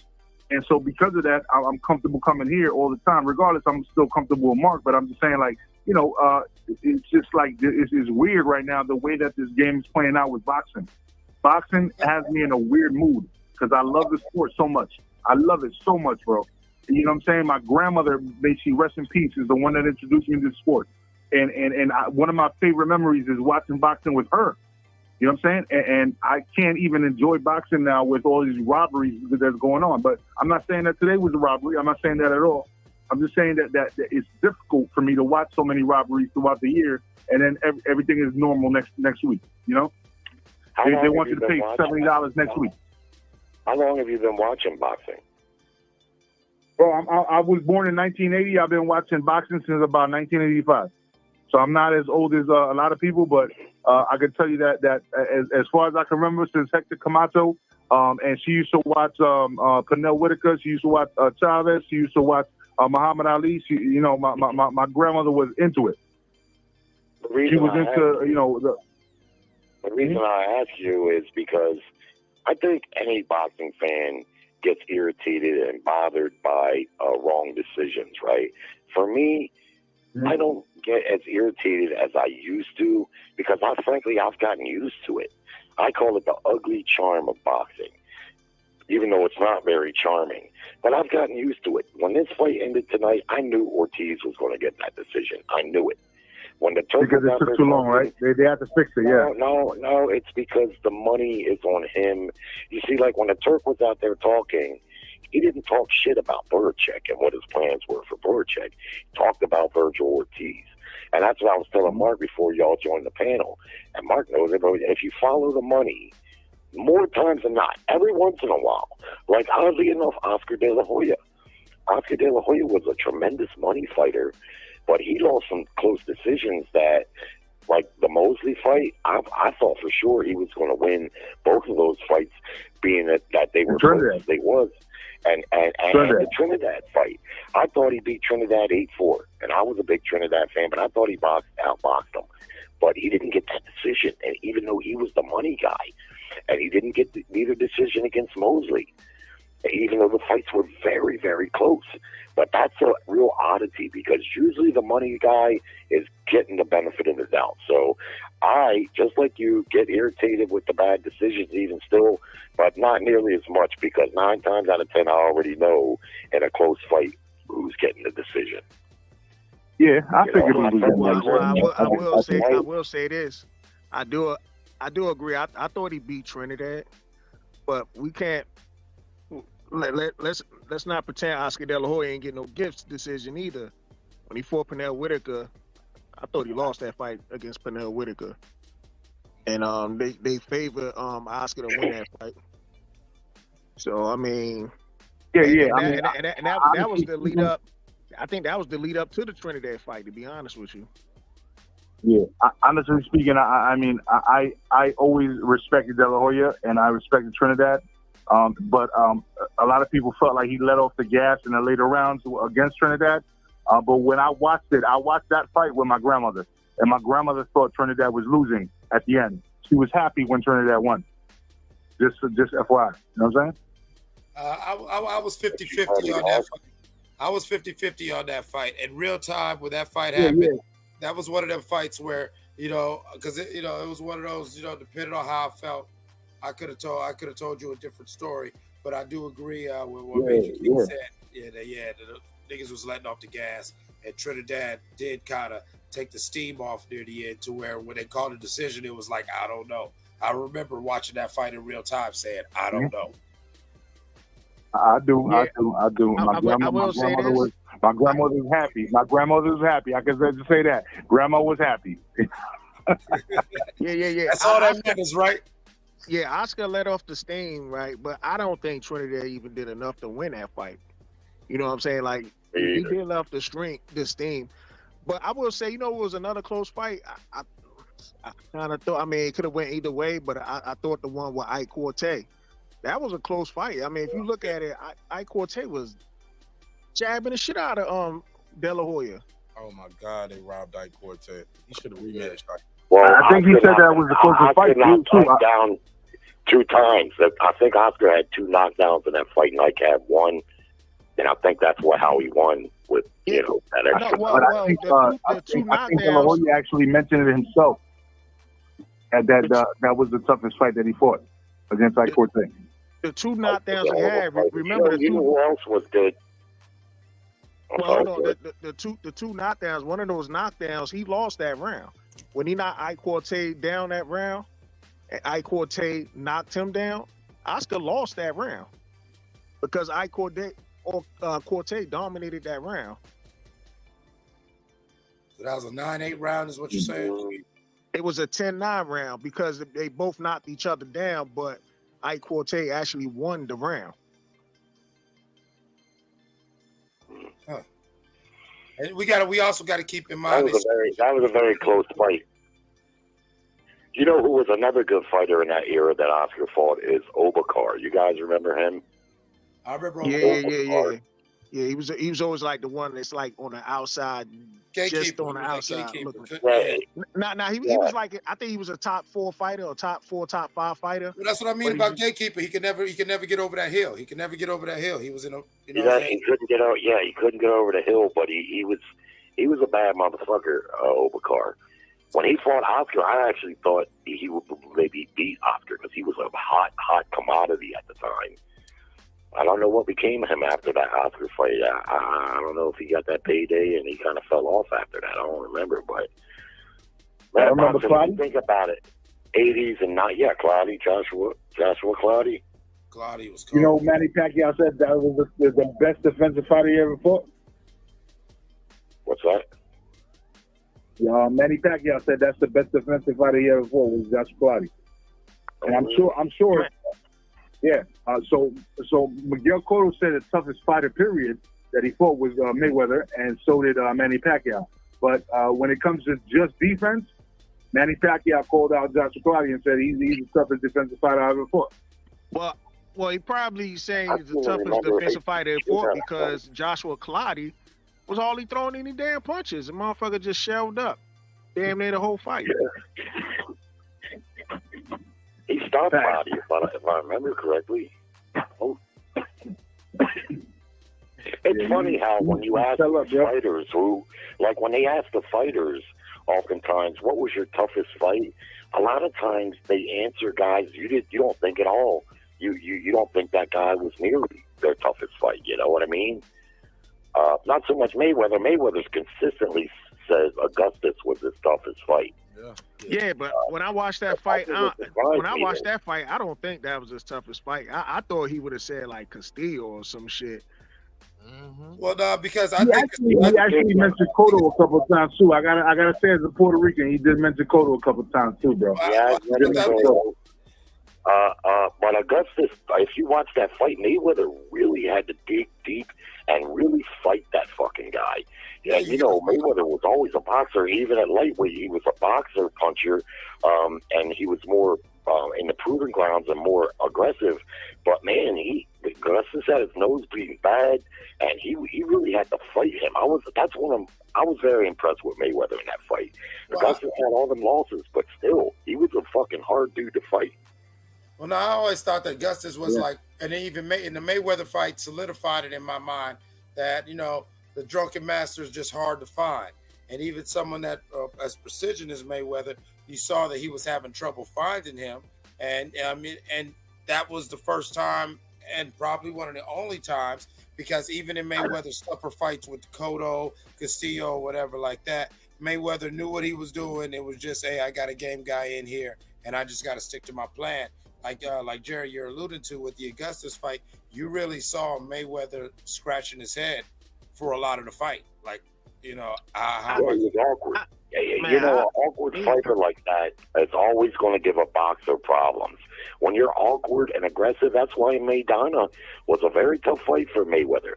Maidana's basically a street fighter, but he comes with all that awkward aggression, right? So if you're a boxer, what you want is your opponent to come ring center, put his dukes up, and work off the jab and do things that boxers do. Because if you're a master boxer like Mayweather, you're like, all right, perfect. This is just what I wanted. But when you got a guy that's coming in wild and reckless, this is how Mayorga beat Vernon Forrest 2 times. Vernon was able to outbox Shane, who was a fucking great boxer, but he got his ass beat by Mayorga. How is that possible? I think the Mayorga fight was also a mental thing. I think Mayorga kind of punked Vernon. I think Mayorga was able to pull Timmy out of Vernon's chest, and and kind of get in his head, and to a sense where Vernon was a little uncharacteristically scared, if you will, of Ricardo Mayorga, as opposed to some of the other. Yeah, look at. I was gonna say, look at. But also look at when it comes down to just catching people out of the blue. You know what I'm saying? Like not Mayorga, but what's his name? You just mentioned him. The guy that beat Adrian Broner, Maidana in the second fight, bro. He literally after the second round, he clipped fucking Mayweather so hard, bro. that was fuck what Shane Mosley did. If you look at how hard he hit him at the end of that end, Yeah, dude, right like at the this bell, dude, like literally had to grab the ropes and he like, bro, he rocked the shit out of him. You know what I'm saying? But he wasn't able to sustain that. You know why? Because Mayweather was the better boxer. But yes, is when it's awkward like that, it's awkward. You know what I'm saying? Like people are not used to deal with. You can't study for that type of awkwardness. No, you can't. You know, you can get plenty of guys that'll come in and box, and you can get guys that are come in and are typically aggressive fighters. But when you're aggressive and awkward, like the punches are coming from weird angles, even elbows, forearms, shit like that. You don't get that in sparring. I mean, you can try to get it, but in real time, it's tough to fucking deal with. That's why Mayweather's toughest fights were Augustus, in my opinion, because of his awkward aggression, or even though he wasn't really a big puncher. Now, Maidana was a good puncher with awkward aggression, so that even makes it worse. And, you know, Mayweather's he's a master boxer. And he got a convincing win in the second fight, but that first one, man, to me, that was a very close fight. People say that Mayweather I thought he handled Maidana easy. I think the tougher fight was really Castillo. Like as far as Augustus, only thing I saw really with the problem with Mayweather hurt his hand in that fight, and he still got the stoppage. Like I think that was the main issue with Mayweather hurt his hand. He couldn't really let go his other hand in that fight, and Emmanuel Augustus was slippery. But other than that, man, if you seen the combinations he was hitting Augustus with, that I don't see that being his toughest fight, like at all. You know what I'm saying? Oh, like he says that. That's what Mayweather. I know he says that, right? But what I'm saying is, when I watched the first Castillo fight, to me that was a tough ass fight. Like he had to grind that one out of here. Some people actually thought he lost. I don't remember him claiming a hand injury against Augustus. Maybe he did because he's had bad hands from early on. But I know he claimed a hand injury in the Castillo fight, the first one. You know, he claimed a hand injury in that fight, I know. Many people think he lost that fight. I'm not so sure, you know. But here might be a better example. Prince Nassim Hamed, he was very unconventional.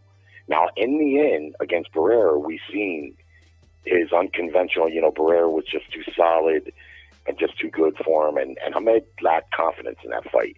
Still went the distance. I think he could have did better, but you could tell his confidence was rattled. He didn't want to come out from the back. He took a long-ass time.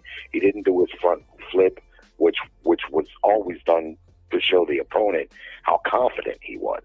Lots of guys can do that front flip, but you know, leading up to that fight, he wasn't even training hard. That's why Emmanuel Stewart got pissed off at him. Like he flew over there way before the fight happened. He flew over there to, you know what I'm saying, check out how he was doing. He's like, man, this dude was like, I ain't even taking this joint serious. He was like, he flew. Emmanuel Stewart was pissed off. He flew back. He's like, man, this dude ain't even taking this fight serious. I can believe that, but what my point is about Hamed is his awkwardness is not something you see. You just don't see that. You know, that it's unconventional. This goes all the way back. You know, awkward fighters are challenges. Even if they got several losses like Augustus, there's a reason why Mayweather had to dig deep and whip his ass the way he did.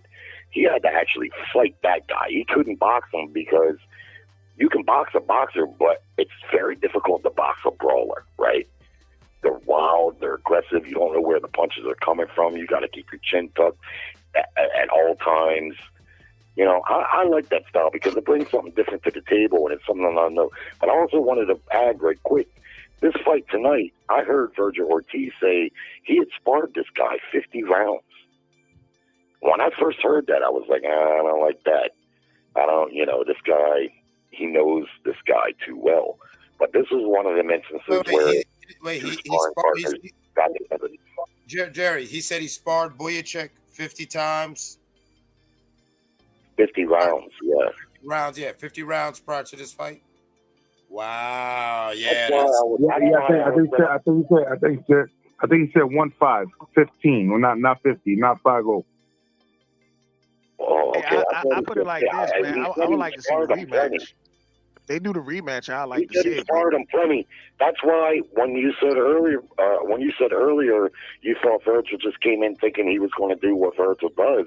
I don't know. In the pre-fight, he said, I've sparred this guy a bunch of times, and I know he's really tough and he's relentless. I don't know that he actually believed that this was going to be some walk in the park for him. I think he knew this was going to be a tough fight, but his style is his style.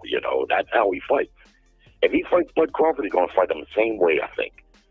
I don't think he's going to fight him any differently. You win, lose, or draw, he's going to be aggressive, winning power punches. That's just what he's like. I mean, a zebra can't change his stripes at the end of the day. And sidebar, I just finished watching the highlights. He got the end of that Lopez-Leo fight. I see what they're talking about. Yeah, El Fernando, yeah, it finally, Prince Nassim syndrome, that style will eventually catch up with you. It's good to watch, and it's all good till it's not. Yeah. Prince Nassim, his joint was really based off a lot of athleticism. He always kept his chin up in the air. That's why he would get dropped. Even when he fought Kevin Kelly dropped his ass. Because Prince Nassim never cleaned up those flaws. He had quick reflexes. He was exciting to watch. But it was the flaws he had when he ran into somebody like Barrera. Barrera was just like, was going to bulldoze this dude. Well, yeah. Well, it's boxing. It's boxing at the end of the day, to where I don't care how athletic you are, and even though that may be a gimmick, you see that a lot with even fighters like Augustus. He might be a difficult puzzle to crack, but you keep running around with your hands down. It's just a matter of catching him. And so for a while, let's be honest, it worked for Hamed all the way up to that fight because he stopped Kevin Kelly. He stopped Tom Boom Boom Johnson. That style of fighting he had, he was able to generate tremendous power and beat some pretty good fighters. When he first came on the scene, I hated his fucking guts. But after about 3 or 4 fights, I started to like him. And by the time he was at the end, I loved that motherfucker. He was entertaining as fuck. Yeah, he was a showman. Right about him. He was fun to watch. Yeah, I loved him. You know what I'm saying? I got a lot of ties to the Yemeni community, and you know what I'm saying? And he's Prince Nassim, so that's how I got hip to him. They finally had one of their guys in the ring, and so my friends were over there. They wouldn't. You see him nowadays? Yeah, he fat as fuck nowadays. That man's good. He's a prince, y'all. And that's the thing I always respected about him. Y'all forget, they don't know it's not just Prince Nassim. Like this nigga's really like royalty over there. Y'all better stop. Like I know he grew up in London. Prince was looking like Turkey, man. Right, yeah, y'all better stop. He's doing it. I love that about him. Like that, because his arrogance made sense. Like I'm in this ring because I want to beat your ass. Like I don't need a check. I'm not. You know what I'm saying? I got 14 wives. I ain't worried about y'all niggas. Like, you know what I'm saying? Another thing about Hamed that a lot of people don't know, I didn't know really when he was an active fighter, he had really bad hands. I seen an interview with him where he said even after the Barrera loss, he could have kept fighting, but his fucking hands were so bad that that's why he ultimately quit. He said he had bad hands. So tell him. Because he was a hard puncher. And the way he didn't throw punches all the way properly too. There you go, Mark. I was just about to say it. He did manage to have one more fight after that loss, though. Put your hands up, punching people behind their head, on their hips. Them wild shots, just Mayweather too. Like Mayweather, as skilled as he is, if you go back and watch his early fights, not only was he wrapping his own hands before the fight, he was throwing punches incorrectly. You know what I'm saying? Those leaping hooks. Joe Calzaghe. People say Calzaghe. I seen an interview where a guy asked him, people say you slap. And he was like, yeah, I do slap a little bit. He said, why? He said, the whole time I've been fighting, especially in the amateurs, my hands have always been bad. But my old man would make me compete in the tournaments. And the fucking pain was excruciating. And the only way I could really avoid it was to punch more with the side of the front of the glove instead of the tip, because he said my hands have been so bad my whole career. That's why I punch like that.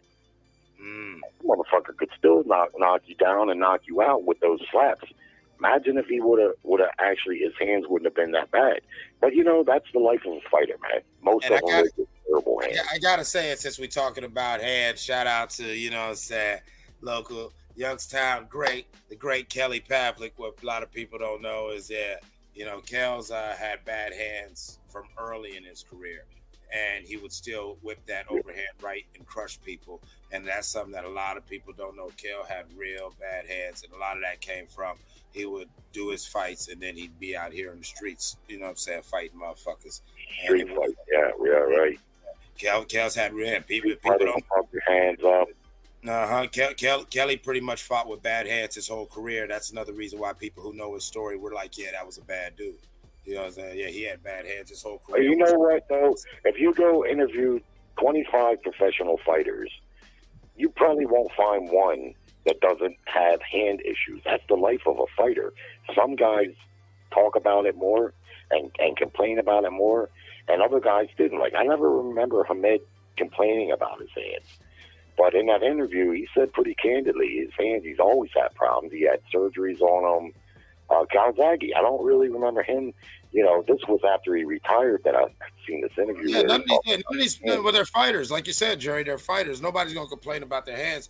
But, you know what I'm saying? I'm talking about is, you know, like people who, you know, was around, people who trained with him, people who, you know, said no. I know, you're right. Yeah, we know that this person had like, bad I never heard Pavlik. Yeah, I never heard Kelly Pavlik. You're not from Ohio. Like if you lived in Youngstown, it was nothing to see him like having his hands iced while he's chilling drinking at the bar or something like that. That was nothing, doubt, bro. That was nothing because Kelly had bad. But I'm not surprised to hear with his bad hands. Bad hands. That doesn't surprise me at all. It's just that's my point. Some guys talk about it and even use it as excuses. Some guys you just don't hear about it. You know, they don't use their injuries. And I never heard Kelly. I never heard that. Never heard it about Joe. Never heard it about Hamed. Me and Mark was talking a couple weeks ago that Andre Ward, when he fought Kovalev in one of those fights, he had a fucked up knee. If you watch that Son of God documentary, yeah, his knee was almost to the point of amputation. But I never heard him talk about it. He might have said something like, you know, I had a couple injuries in camp. And that was about the end of it, right? Because if you go to any local boxing gym, you learn right away that boxers have sore hands, and a lot of times they have messed up shoulders. You hear guys use that shoulder, a lot of times they do have a tear in their shoulder. And a lot of times they fight with it. Andre Ward did that. He fought for a while. Or to have rib strain, bruised ribs and rib strains and everything. That we. Like, you know, like even with the like a la Ryan Garcia, Tank Davis, these fighters be having bruised and cracked everything. I mean, they're fighters, and the human body is amazing. The human body can withstand, but only so much. But the human body was not designed to get beat on for 3 and 4 hours a day, and that's just training for this, you know, 90-minute war you're about to get into. Or whatever. You know, that's like your hand. Your hand is designed. I know. I thought about it when I said it, Mark. Leave me alone. Don't do that to me. Damn, that's a long fight. Fight till you die, now. Your hand is designed to grip things. That's what it's designed for. It's not designed to punch things. And in other martial art forms, they teach you not to strike with your knuckles closed like that because you hurt your hands. You strike with the side of the fist or the forearm, right? But so your hand is not designed to punch like that. It's designed for gripping things, not punching with your knuckles like that. So if you do that, even if you punch a heavy bag, if you've ever punched a heavy bag for 15 or 20 minutes, you come away from that motherfucker feeling like your hands are broke. Fucking forearms are sore and all kinds of shit. Yeah, man. You know? Shit. Knees. Mayweather said he used to punch the fucking doorknob until the doorknob fell off the fucking door. Yeah, but no, Mark got another point. Like, if you're really punching properly, your legs and everything will be sore after a good round on the heavy bag or some good sparring because you're punching with your full body. And another reason why a lot of fighters will hurt their hand. Like, you know, all that arm punching and flailing, you know, you're not allowing that force to, you know, the kinetic energy to travel properly through your body. And like you were saying, Jerry, and you're doing that on a closed fist that wasn't even designed to take impact in that manner. We just punch people that way. Yeah. Also, too, you're really supposed to be punching when you punch with a closed fist with these first two knuckles, right? What happens is it's called a boxer's fracture too. When you punch, most people in a fight though, you're not always gonna turn the punch over and punch with these first two knuckles. You're gonna be throwing the whole fist at him. You know what I'm saying? The whole glove. You're just trying to hit the guy, right? Yeah, you're just trying to hit him with this fucking cast that's on your hand. But what happened is when you punch with these other, when you hitting in this part of this shit will go in. These knuckles you can hit somebody. These knuckles go in and they break the metal carpals right here behind it. Like when you punch with these bones go back and crack these other bones, which is called a boxer's fracture. And that shit is hurtful, it's painful, but and this is terrible, right? So that shit is gonna happen though, man. That's part of it. That's part of the business, man. Yeah, it's the life of a boxer. Torn up shoulders, sore hands. Knees, that's why I don't like to hear that. Doing all that damn running. Well, and that's another thing. And that's another thing that let me clear up, because I know I talk a lot. I talk, sometimes with a lot of, saying bombacity and hyperbole. But to be a professional combat athlete, you're not a coward. We could say this person don't want to fight anybody. I might use the word ducking or whatever. But once again, let me reiterate while I'm on camera that if you are a professional combat athlete, you are not a coward. Because to do that and what it takes to do that, even at the lowest level, is something that most human beings will not, cannot endure, and will do everything in their life to avoid, everything in their power to avoid having to go through any of that. And this is something that you want to do. And the embarrassment to come with it too. I mean, right, exactly. They'll go through hell and high water mark to avoid anything that comes with this sport. And these are the everyday things. Bro, that shit is not easy, bro. Like, I mean, UPS is hiring, bro. Like, it's always working the post office. I mean, come on, bro. Like, it's so many imagine, things you can do. Imagine, if you will, let's just use Mike Tyson, because let's face it, anyone who got in the ring with him, professional fighter or not, I mean, you can't have 1 ounce of cowardice. You can be scared, baby, but there's a difference between let's just training with him. Right. There's a difference between being a coward and back being, in '86. You never know what he's gonna do. Hold on. Go ahead, Jerry. Yeah. So imagine you're 9 weeks preparing your body. You're watching tape of this guy decapitating people, literally fucking decapitating people. You take a regular person, they walk into an arena just to give a speech in front of that many people, they're going to be shitting their pants. Imagine you're going in there to fight a motherfucker that you've been watching decapitate people, literally. And, the balls it takes to do that is immeasurable, really. That's why their fighters and like a guy like me ain't, right? Now, I will say this, though. A lot of them don't start out with that type of courage, I don't think. They fight and they get used to it, and some are cut out for it, and the ones that are, even Ryan Garcia, people have called him a pussy and an Instagram fighter. I don't know, man. You gotta have balls to get in there. It's just like what we're saying. It's amazing. Yeah, I didn't mean to cut you off, but I was like, shit. Even just sniffing coke with Mike Tyson back in the '80s, you got to be brave. Like, you never know. Nigga get 2 lines in, it might start getting violent. You know what I'm saying? Like, and go rage on your ass. Imagine that. You was brave. Yeah, I seen a video not long ago of George Foreman hitting the heavy bag. Did y'all see that? Because it's not that old. The video might have been 4 or 5 months old. He's 70 years old, I think. And he's hitting the fucking heavy bag with his left hand. Oh, my God, man. I couldn't imagine getting hit with that. Real quickly, He's like Jerry, 70 years I, old. I shared this years ago on the show when he died, but fun fact, my cousin's cousin, so that would make him my third cousin's uncle or whatever.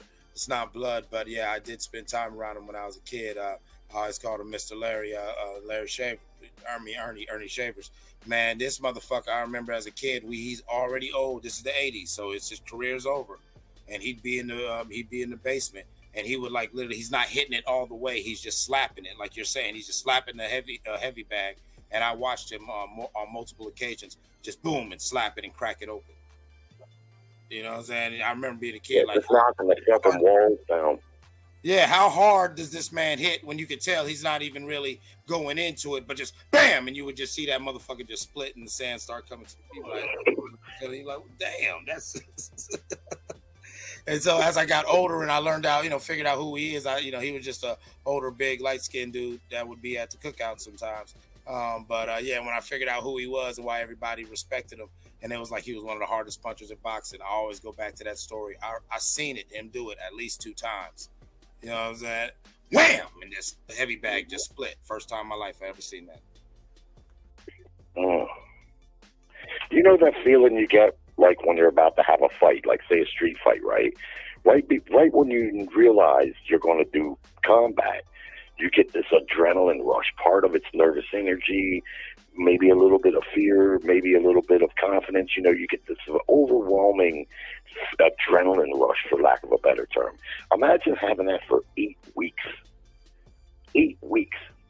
And like I say, you take a regular person, you put them out in front of 20,000 people just to give a speech, they're going to be shitting their pants, nervous in most cases.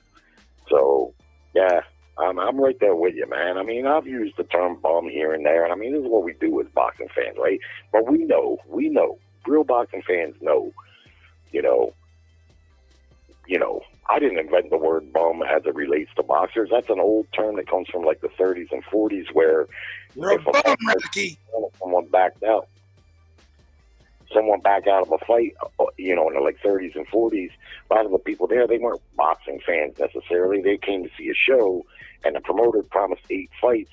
And if somebody backed out, they literally go get a bum off the street and give him some booze or a meal or some money, and he would fill in. That's where that term comes from as it relates to boxing. Right. But yeah, I mean, there are modern day gladiators, and so we have, we gotta remember that this is a sport of violence. These are men of extreme will and extreme discipline just to take up that sport and want to continue, regardless of whether they have success or not. For somebody to do that, go through that experience, and say, I want to do that again.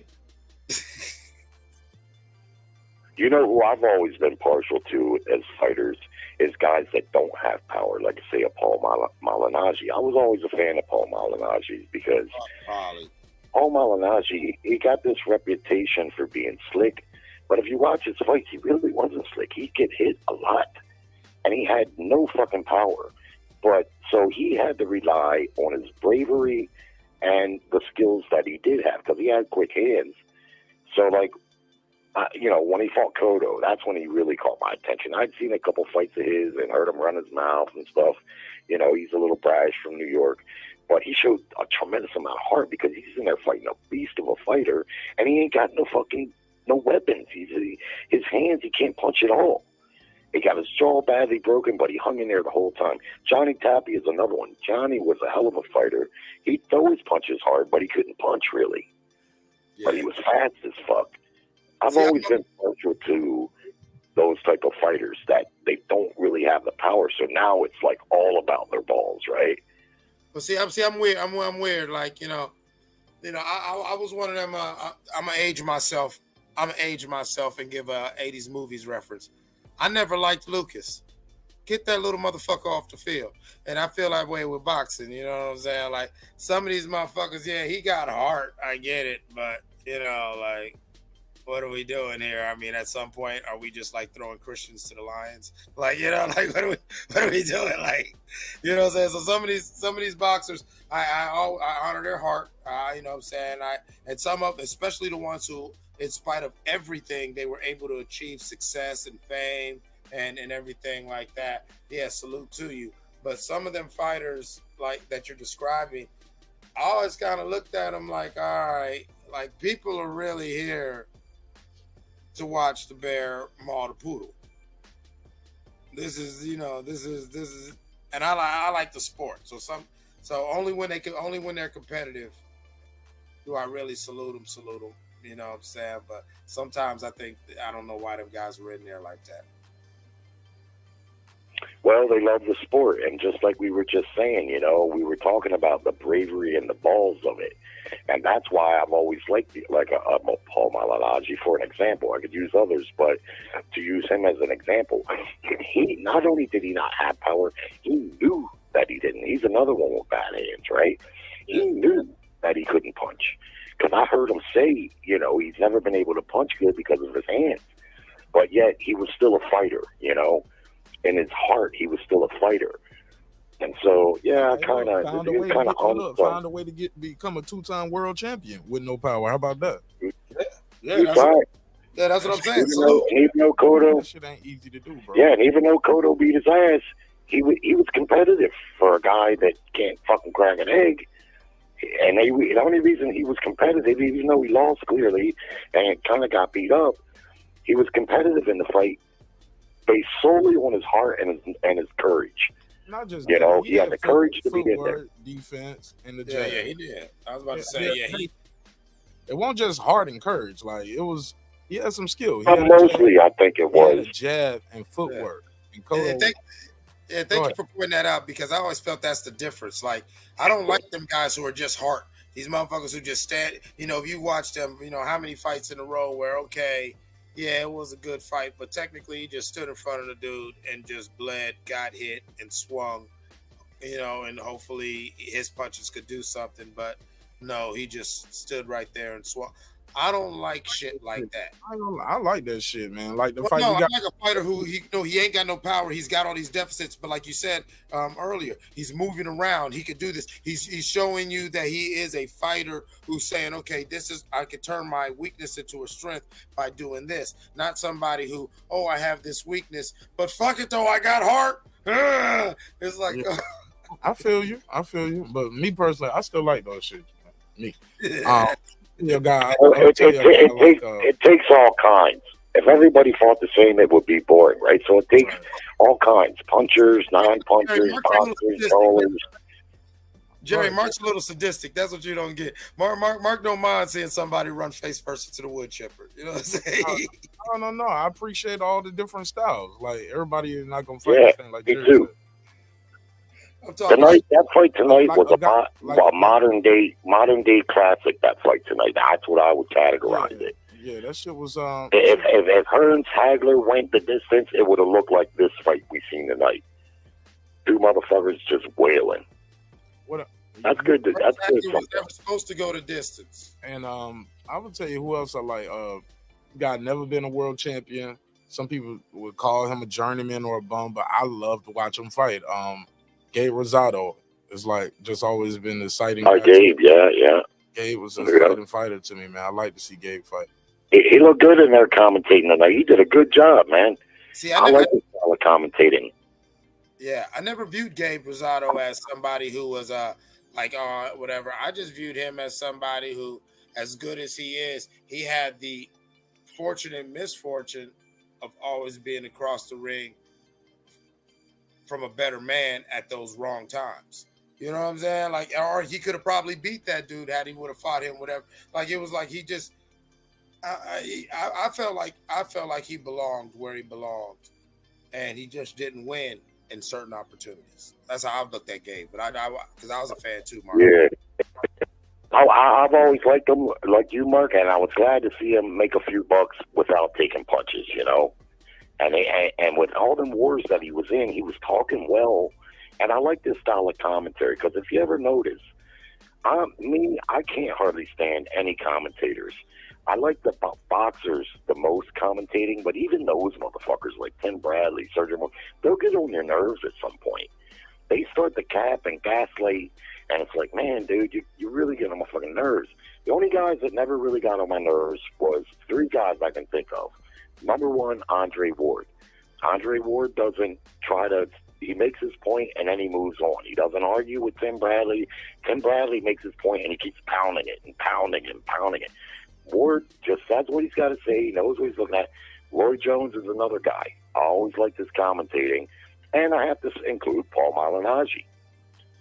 Now, the rest of them, you know, every other fight, I'm like, man, dude, you're just gaslighting, you know. Bradley is terrible at it at times. Sergio Mora, he was overcrediting the fuck out of Madrimov last week. You heard it. You heard him. The patience. The glaze. It was real romantic. It was real romantic. I'm with you, Jerry. It was like, come on now.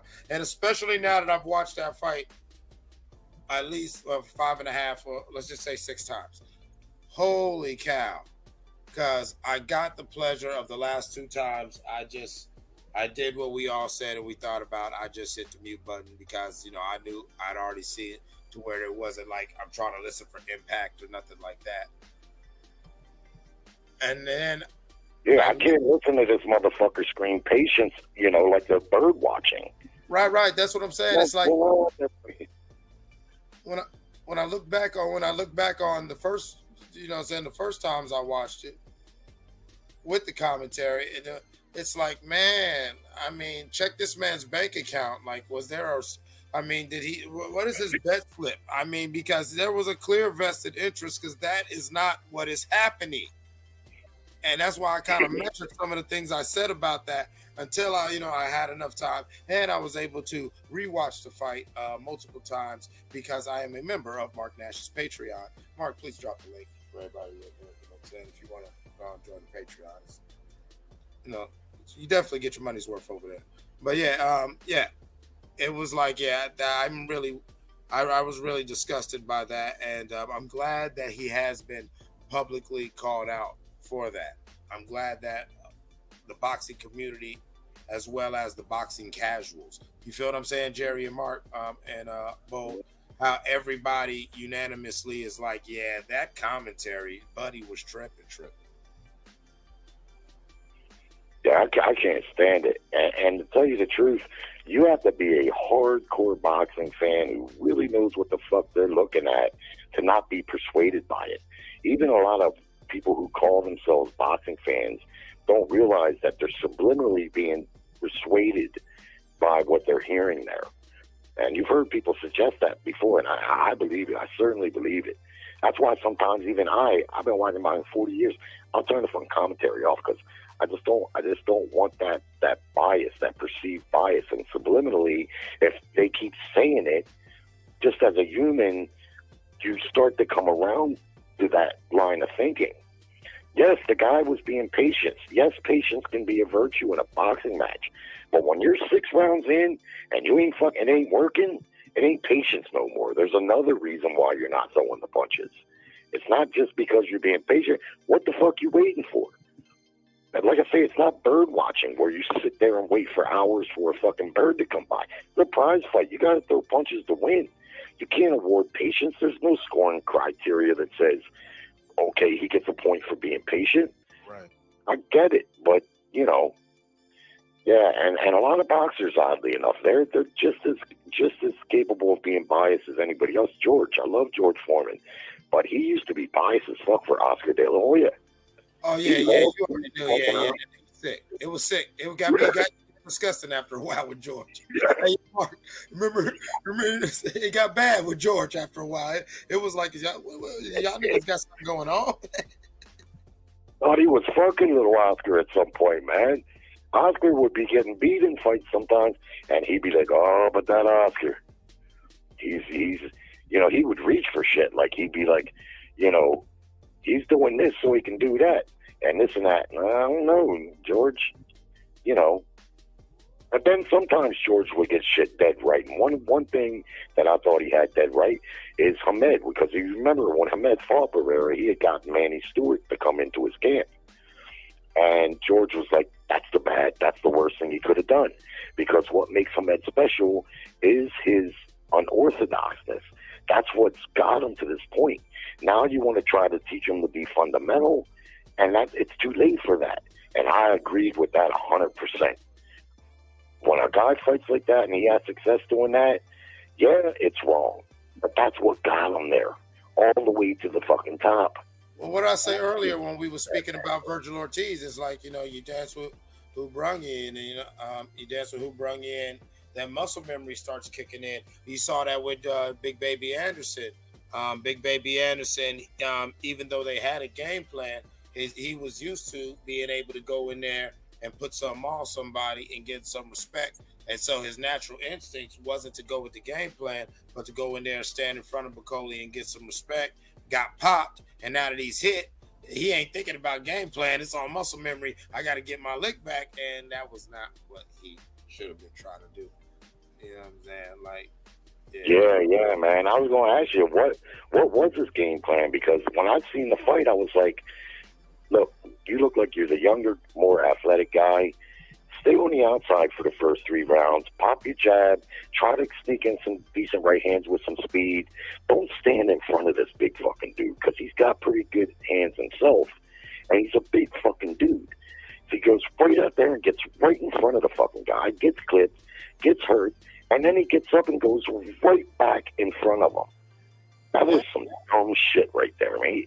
Yeah, I mean, that's how it happens, though, right? I mean, like that, you know, that muscle memory, you know, like they're going to do what they do. Zebra does not change his stripes, you know, and especially overnight. Like, I mean, this was reasons why I thought very confidently, but I just wonder what his game plan was going in. His game plan was stand there and trade. No, his game plan, like I just said, his game plan was to move around. But and the nerves, you saw how nervous he looked. His mind wasn't there. Me and my little cousin was talking about that. We said that, you know, Jared need to fall back on his crippet. You know what I'm saying? Like, you know, the problem was, you know what I'm saying? They interviewed Cub like, he don't look at himself as a boxer that's from the streets of Toledo. He looks at himself as a nigga from the streets of Toledo that's boxing. And I was like, I don't like that. I don't even like that, bro. But you got, you know what I'm saying? Like you, and then on top of that, you a heavyweight. This ain't like one of the smaller weights where you could just get buzzed, you know, maybe dropped or whatever like that, and learn your lesson, but still get away with a victory. This is the heavyweights like he's learning, where you go in there bullshitting, and so I think in his mind, he had this game plan, but in the moment, like I said, he wanted to get in front of him, and at least before, as soon as this fight starts, you gonna know I can hit you hard. And this motherfucker said, I hit hard, and hit him with that uppercut. And then it's just like, you know, everything's out the window now, because it's like he ain't never been on his ass. He ain't never been smacked, even though somebody should have told him you in the heavyweights get smacked. You know who I'd like to see? What was his opponent's name? Bukaki, or what was the guy's name that beat Anderson? Yeah. The guy we're talking about? Yeah. I'd like to see him fight. And tell me if you know who this guy is, because I can't remember his name. Mark might know. I think he's the British heavyweight champion, and I think he's an Arab. He beat that big Russian guy out of Canada, and he pulled off another big win prior to that. This guy can fucking really fight. You never hear nobody talking about him. I think he's crazy. He's got like a reddish beard. Like he's got one of like the crazy, like it look like he's from one of the stands. Like he's from one of that part of Europe. Like he's Arab, but he looks like looks like he's Arab. Yeah. But he looks like one of them Arabs from Europe, like one of them from the stands, the stack of stands. He look like one of them damn stands. That's what he is. Yeah. He's a fucking good fighter, man. I've seen him in his last 2 fights. And like I said, he beat that big fucking Russian dude that fights out of Canada, stopped him with the body shots. Pretty sure that was him. And prior to that, he fought another good heavyweight, and he beat the dog shit out of him. He's a good fighter, this guy. I wish I could remember his name. Fuck. Anyway, because I hadn't seen Bukaki or whatever the fuck his name is. I had heard about him a little bit. Man, chill out, man. Is it Ijit Kabayel? He beat the Marco. Damn, man. Yeah, he beat that big Russian monster dude. Yeah, that Marco. How you say his name? Marco Mudov? I don't know. I can't pronounce.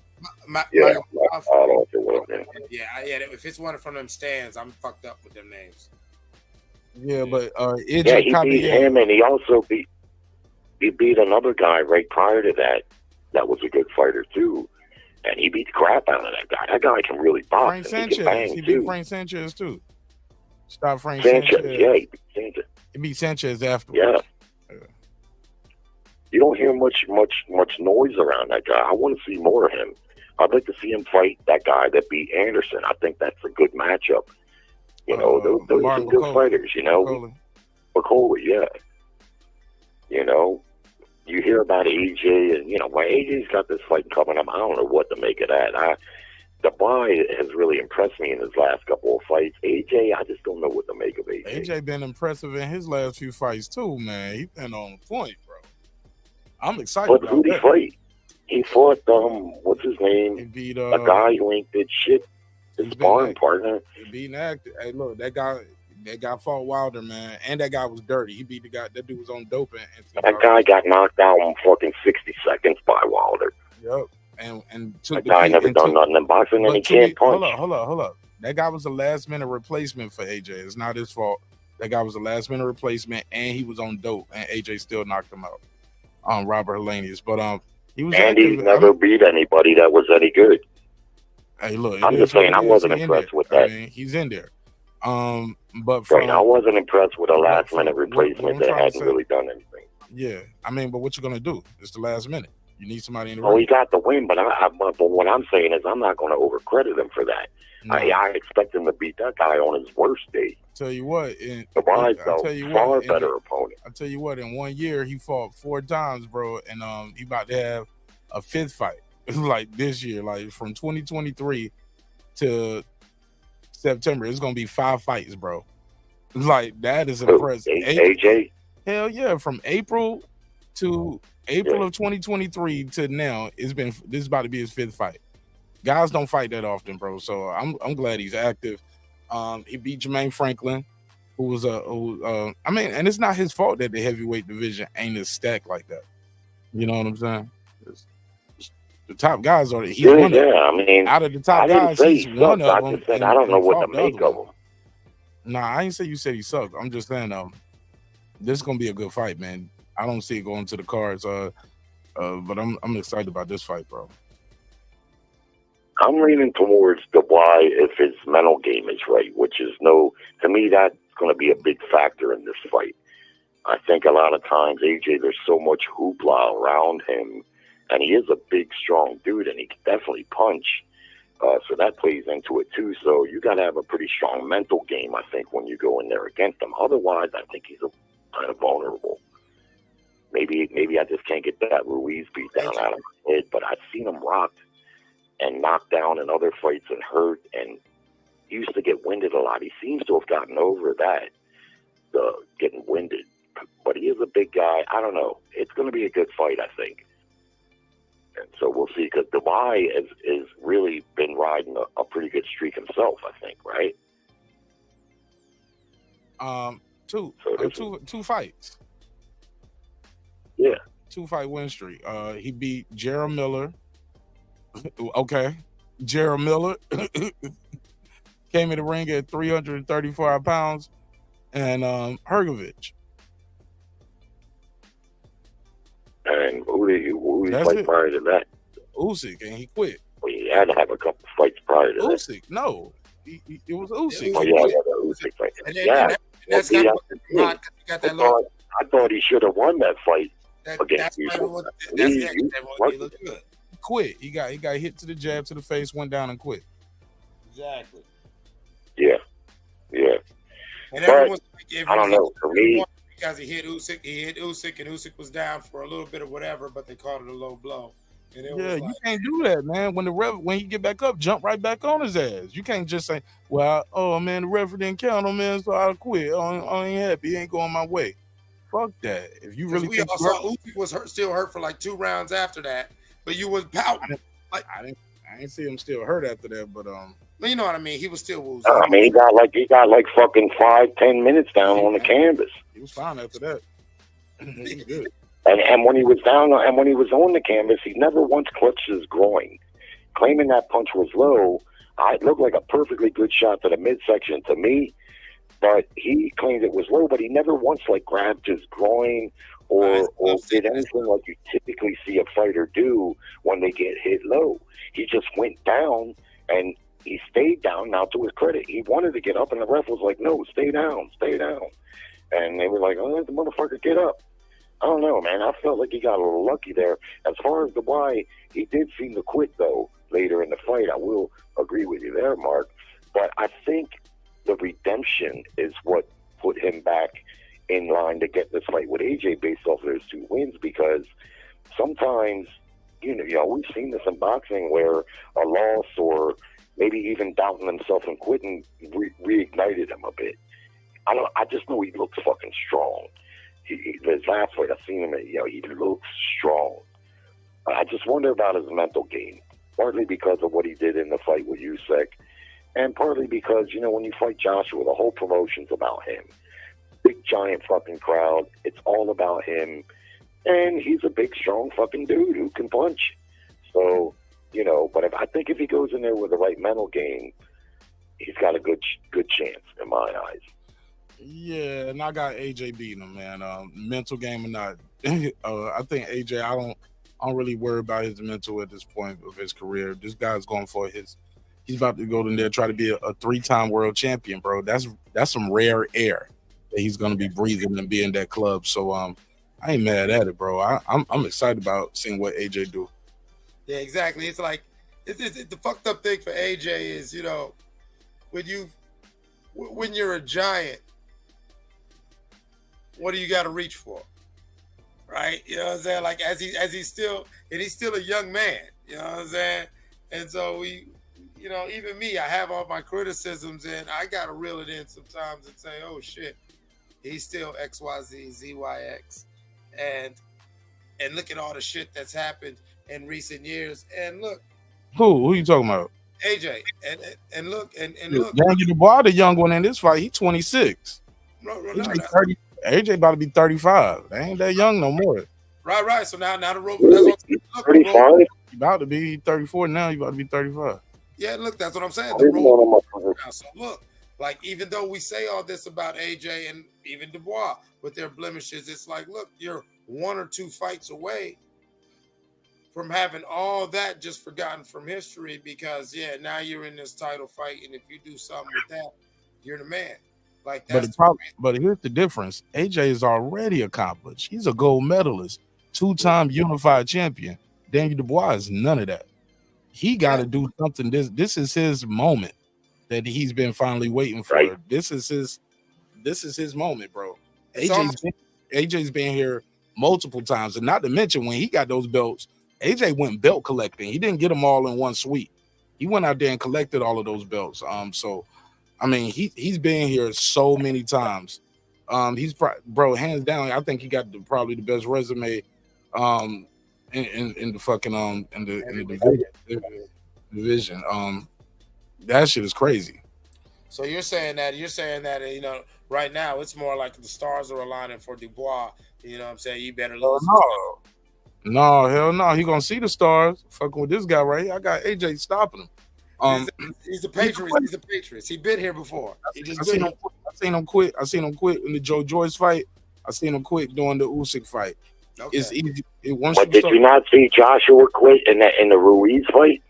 I seen Joshua shocked. I seen Joshua concussed. Thank you. I seen Joshua shocked, concussed, and caught with something that he's never felt before. And so, yes, he acted like a nigga that's got a mouth. Well, he was on his feet when that fight was stopped, and he turned his back to the ref. The ref spit the mouthpiece out. No, Yeah, he went to the corner, and the referee said, "Hey, this ain't time for no break. What are you doing? Come on." You know what? He Fuck turned it. his back. You know what? He said, "You know what? Fuck it." And that ref ain't did no big fight since. You know that, right? Yeah. He did not want to continue. That's what I seen. Because he was concussed. I don't blame him because he was getting his ass kicked. He was thank you. He was concussed. I thought he was trying to take a little breather, get a little time, and the referee didn't let him do it. And that referee ain't did no big fight, heavyweight, or like regular title since. Last time I saw him, he was coaching Little League. Yeah, that's all. No, regardless, the referee didn't knock him down 4 times. The referee didn't spit his mouthpiece out. Joshua spit his mouthpiece out. I think you're missing my point, though. Joshua is a champion, and it's proven to be a champion. I seen Joshua get knocked down and get up and stop Klitschko. I seen the guy go through adversity, win these fights, man, and collect belts. I never seen Daniel Dubois do that. Okay, I'd go along with that. Yeah, we've seen Daniel Dubois quit. Yeah, on the biggest stage. Right, but I think AJ quit in that fight. No, AJ got beat you can up. disagree with me, but he got beat up. He got dropped 4 times, bro. He got beat. I know that. He got dropped 4 times, but he was on his feet, and he turned his back to the ref, and he spit his gum piece out. No. Those are signs that you don't want to fight anymore. Listen. When they stopped that fight, he didn't turn his back and spit his mouth. When he had his arms on the ropes. Yep, he had his arms like this on the ropes. And he's looking at it. Look at his face. It off. You can look at his face. He had the, you know what I'm saying? He's a fighter. It's just like with Tyson Fury and Usyk. Technically, Fury should have probably went down 4 times, but that muscle memory, and he's so tall, he's still on his feet. But Fury's out of it, bro. So back to the AJ fight. AJ was out of it. You could see by the second knockdown. The first knockdown was, what the fuck was that? The second knockdown, this man was literally concussed and just a fighter, a big dude, just muscle memory trying to make it happen. And he really had no way of expecting Andy Ruiz, just like TYH2 God said. Yeah, he didn't expect this little fat dude to come smacking him like that. Bro, he dropped Andy Ruiz, tried to go in for the kill, and Andy dropped his ass, bro. He did not expect that. And then Andy kept dropping him. I had him on skates, bro. What is that, bro? What is that, mate? That shit was crazy, bro, watching that fight. But yeah, I got AJ getting this becoming a 3-time heavyweight champion, bro. I can't wait to see that fight. I'm excited about that. Yeah, I mean, I want to see that for AJ. I do want to see that for AJ. But my question also is, okay, now what if Dubois wins? What does that make the heavyweight landscape look like? Shit, congratulations. If he beat AJ, shit, for that IBF, man, he just changed the course of his career and how people like me might see him. You know what I'm saying? No, that's what I'm saying. What does that make the landscape look like? Shit, it's up. I mean, it's up. That shit is still, it's thin. It's still thin right there. Depending on how he wins, shit, they'll probably do a rematch. I don't know. Depending on how he wins, how that fight look, we might want to see a rematch. But shit, he'll probably fight the winner of Fury versus Usyk. 2. How old is Dubois? 20. What did I say? 26. While ago. He said 26. Yeah, he said 26. Oh, he's 26. I didn't realize AJ was 34. Yep. That's not exactly tenderly young for a heavyweight. Nah, he turned 35 in Man, that's third quarter. That's the end of the third quarter. That's the end of the third quarter right there. Yeah, them heavyweights though. Yeah, man. Heavyweights is different though, and AJ started late too, so he don't have all of that getting punched in the head at 7 years old like a lot of these other guys and getting beat up at 12, 13, 14. Big facts. Well, he's definitely the favorite in the fight, and he definitely preserved. I think it's a good fight. Definitely preserved his body and all that stuff. Hold on, let me add Senior. Yeah, well, you also he's done accomplishing as much money he's made. You gotta wonder if he still was hungry. I would imagine, you know. Gotta be, bro. He could have quit a long time ago if it was about the money. What's up, Senior? Yeah. Hey, what's up? Let Jerry go ahead. Go ahead, Jerry. When is that fight, Mark? AJ September? versus Dubois. Yeah, I think it's like September next month. Okay. It's September the 21st. So, do you think Canelo stops Berlanga? Yeah, or I think he's got, I think, 5 fights now. I think he might find a way. He gonna out. bite his ass. He gonna bite his ass. He might low blow him, headbutt him, elbow him. Body slam him. He don't want to lose fast square. He gonna body slam him, Mark. That's what's gonna happen. You're right. I think he might cheat. They gonna get in the clinch, and he gonna do a judo hip toss. Well, what do you make of Canelo having, I think it's 5 fights now, went the distance in a row. What do you make of that? Man, shit, that's boxing. You ain't gonna knock everybody out. You think that's just coincidence? I mean, but prior to that, like when he started his career, what, 47? No, he's been in that super middleweight division for a while. Yeah. When he was unifying, he was knocking everybody out. Now he's got 5 straight fights. One against a junior middleweight, one against a guy who has been a career middleweight. But the junior middleweight was trying to survive. I get that, but still, that's 5 fights in a row with and I think only maybe 2 knockdowns. He did knock Munguia down, but I remember. And Charlo. And Charlo. Charlo took the knee in the second round. I'm just saying, man. Didn't he drop John Ryder? I wonder a little bit, like, yeah, he dropped Ryder. He beat the dog piss out of that. That guy hung tough as fuck. That was a good fight. That guy fought hard as fuck in that fight. Because he took some hardcore punishment in that fight. Too. Like, these guys are taking punishment.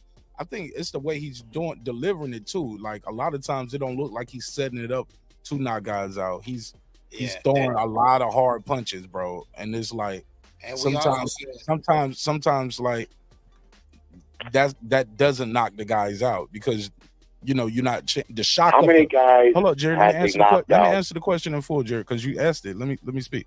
The shock of the punch is what get guys knocked out too. When you throwing everything with the same speed, same power all night long, like you're probably not gonna knock them out. Like Vergil tonight, just throwing everything with to the fences. You got to change the pace up and the speed of those punches, and also set them up behind the jabs. Canelo throws a lot of power punches, man. But well, yeah, he loads up a great deal. That's part of what I think his problem is. He loads up too much. But what I'm asking you is, since he got caught with the computer roll, how many people has he knocked out? Out of, I think he's maybe had 7 or 8 fights. Maybe he got playing out of there. I know that. But some might suggest that since he got the other dude out there too. What's the dude? White boy. I thought he took Billy Joe Saunders. Yeah, I thought he took it easy on Jaime Munguia. I thought the Jaime Munguia could have been worse. I've seen a couple fights. That's why I understand Turkey Al-Sheikh's critique and calling it easy fights. I've seen certain fights where it does seem like Canelo overwhelms him, establishes dominance, and basically does his version of what Floyd did in Floyd's cruise control era, where he established dominance and then just rides it out to the cards. What's up, Coach? What you think? Hey, what's up, man? No, I missed. Wish I'd have caught the beginning, but I was busy, so I missed all of that shit. But when you start talking about commentators, I try to hurry up, piggyback in, which I done slid past that shit real quick. What we say? Go now, ahead. Get your did anybody? No. Did anybody notice? Of course, they always do this. Did anybody notice how the commentators and the shit was disrespecting Bohachuk, whatever the hell his name is? Bohachuk. Did anybody know? Bohachuk. Did y'all notice how the fuck they was literally trying to talk through shit while he was landing shit, but glazing Vergil Ortiz? Oh yeah, am I the only one they called that? I mean, well, it was Oscar De La Hoya Golden Boy promotion. It was that. Yeah, but god damn, the shit he was getting hit with, bro. I was like, fuck, y'all not gonna cheer for that shit? He hit that man with, I think it was like, what was that? The last round he hit that man was like 5 fucking right hands in a row down there. You think he won the fight, or you got robbed? Man, it was. I don't think he lost the fight. I do not think he lost the fight. Vergil, I can't with the 2 knockdowns. If he did not have the 2 knockdowns, I would have a problem with it. I didn't look at it enough and score it from a sheet standpoint. You know what I'm saying? Like score for score, round for round, or whatever else. But just from the basic eye, I do not think that Bohachuk lost the fight with the 2 knockdowns. Yeah, with the 2 other than that, he needed room for 3 rounds. Yeah, if he got 4, because that's to win or draw. To win or draw. To win. Then he fucking won. Because you have 4 points. You got 4 points. He right won. There. All he needed was 3 more rounds. He won. Then he won clearly. Yeah, if you put it like that. If you put it like that, Now remember, Mark, I said that I think that Bohachuk did good, but I'm not going to call this a robbery. But once you put it like that, Mark, right, yeah. I didn't call it a robbery either, but when you put it like that, hell yeah, it was a fucking robbery. Yeah, now we got to file a complaint. We got to file a complaint now. Put a case on it. Yeah, I was trying to see what everybody was thinking too, because you know what I'm saying. I mean, Vergil did do good or whatever the case may be. You know what I'm saying. He did good, and I just didn't think he did enough to win. But again, now that you just put that with the 3 rounds, yeah, that motherfucker, he won that. Bohachuk did his fucking thing. I agree with you, Coach. I had the fight. I thought the fight was even. I would have even called it a draw, but since there was 2 knockdowns. To me, he won by 2 points because otherwise I thought it was an even fight. Right, The first judge had it even. The first judge had it even. And a lot of people tonight on Mark's show thought it was a draw. But I don't know. For me, and I put it in the context Mark did, that kind of puts it in the up. Absolutely.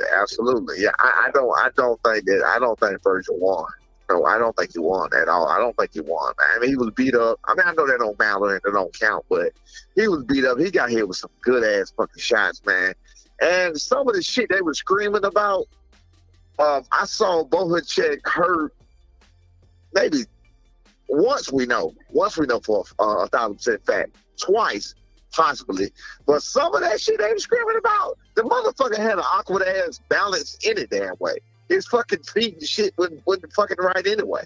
You know what I'm saying? It was, Coach, earlier I was trying to verbalize that. I thought that because Bohachuk spent too much time on the inside and how Vergil Ortiz was doing that, look, that wasn't really connecting, but he was getting credit for it because he was pushing and moving them, and they're going like this, and it's looking like. And you see how he moved, right. And it's like, but they're head to head and doing this, and you do this, you can explain this more. You know what I'm saying? Your body's, and when you're doing this, and when like in other martial arts discipline, like in trapping and shooting, when you're locking, you're naturally rocking and whatever, to where you would necessarily ain't hitting me, man. Like I thought Ortiz had a lot of Bohachuk got a funny style of stance and shit. He's like, his movement is funny anyway. It looks awkward and off balance, and he was just moving like that anyway. I heard when the crowd was just going crazy as hell when they thought Vergil was about to get him out. I was like, I don't know what the fuck they looking at, but that man ain't hurt. That's what I was saying. You know what I'm saying? He was like, he was about to knock him the fuck out. And the announcer saying, he's hurt badly. And then he jabbed Vergil right to the fucking face. Right. I said, that motherfucker ain't hurt. Look at he was hurt a couple of times. Yeah, I said about twice. I said twice. Peep this on the 2 scorecards that gave him 114 to 112 for Vergil. They gave Bohachuk the 2 knockdown rounds and only 2 other rounds. Oh no, that's a bullshit. He won for he fucking 5. They gave him 5, 6, 5 and 6, 5, 6 and 6. He fucking with. He was killing her. They gave him round 1, round 4. Did they give him 5 and 6? They gave him 7. No, they gave him 7 and 8. They gave him 7. No, that motherfucker won 5 and 6 and 7. One judge gave him 1, 4, 7 and 8. The other judge gave him 1, 4, 8 and 9. Bullshit. I call bullshit, man. Right. What you said, right. Just enough to lose. Just enough to fucking lose. That's bullshit, bro. Oh, I'm tired. Yeah, you check them niggas' bank accounts, man. Check these niggas' bank accounts. Right, because that's some bullshit. And also, fucking dog face ass. Make sure to knock him out. Oh, you know. Exactly. That's what you got to do. When I used to fuck around and mess with it, my old trainer used to always say that. Never leave it to the judges. Never leave it to the judges. No. If you can't, no, hell no. Never do. But you know what, though, with that, and Senior, you know this, and Vergil found this out tonight, and so did Bohachuk. You can't always knock somebody out, even if you're trying to, right? It sounds good on paper, you know, and that's the fucking fucked up part about boxing. Everybody knew this card was about Vergil. So when he gave his interview, he didn't talk about Bohachuk or whatever his name is, not one word. He talked about Vergil. That's how I knew when that 12th bell rang, I knew he was going to get that decision.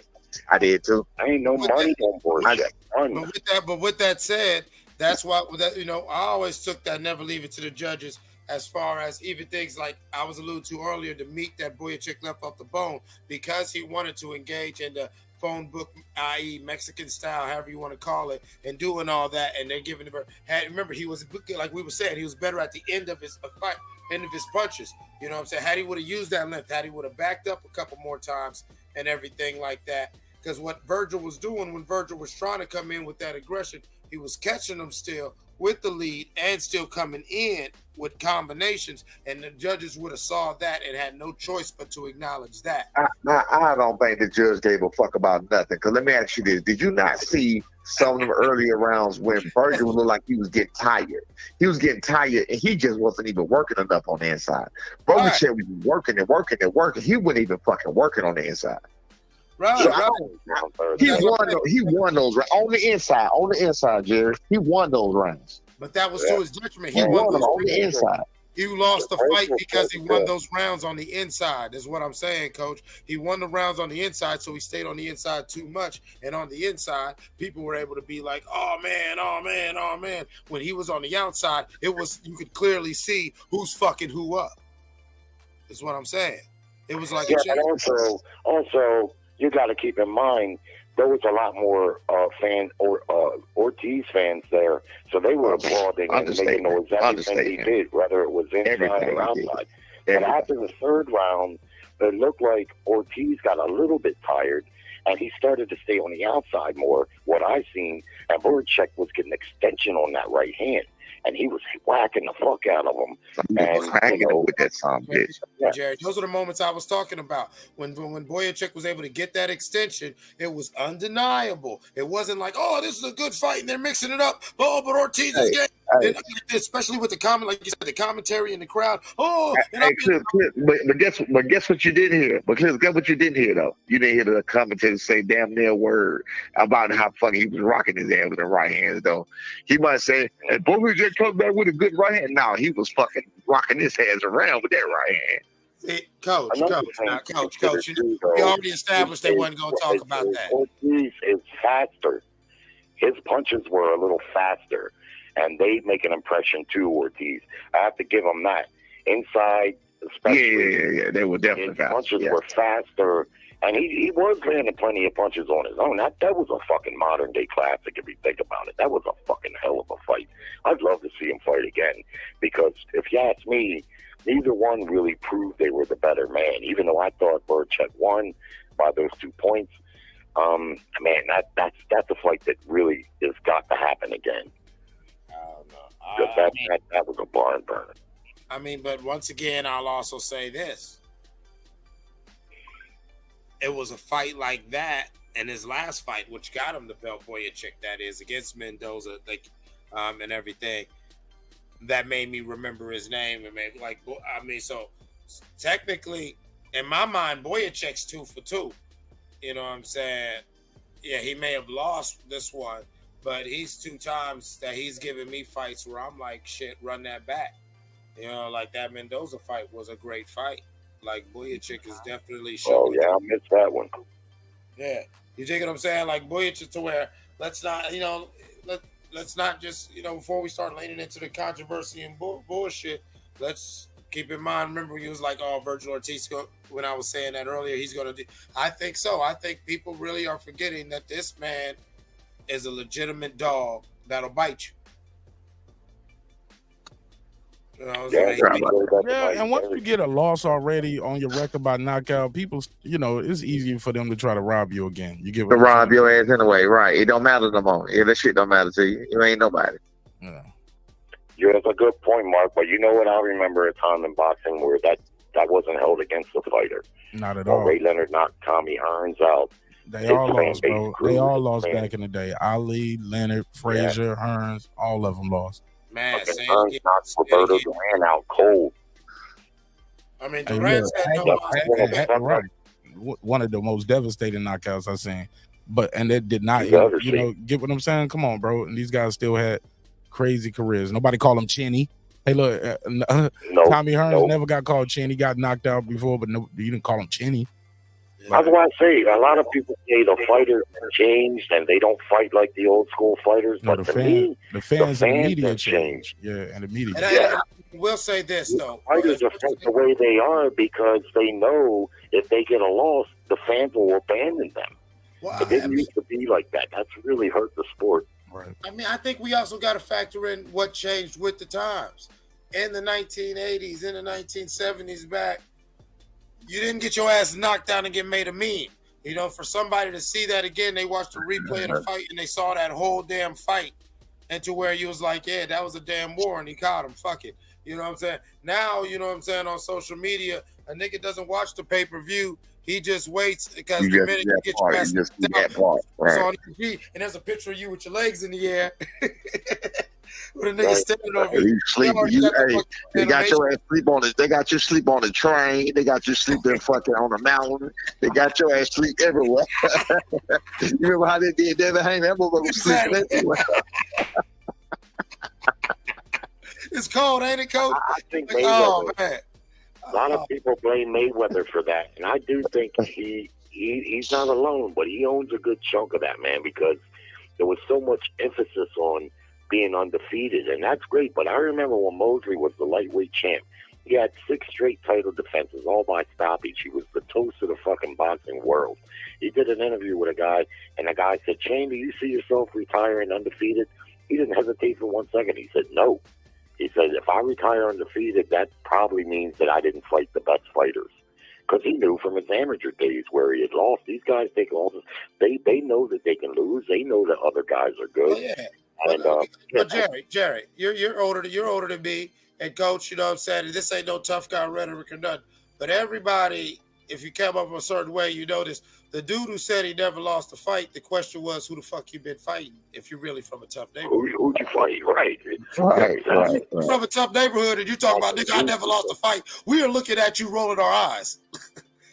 Like, you ain't nobody jumped you yet. You mean, like, nigga, you are not from a tough neighborhood because everybody got touched at some point. Right.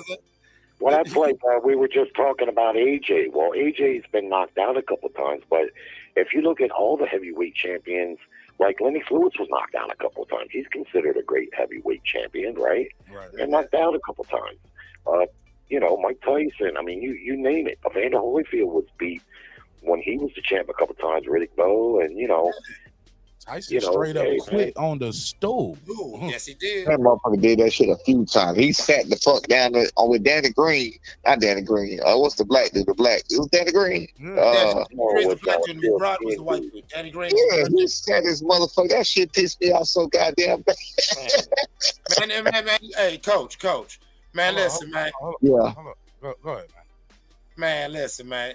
For them first couple times when we got out of prison, coked out Mike, man, that shit used to hurt me because not only would I lose money, I'm watching Superman you could see him in the fight after the fight. Yeah, you doing, Mike? No, Mike. That was my reason. That was my whole reason for fucking boxing. It is him, and he fucking us up like that. Come on, man.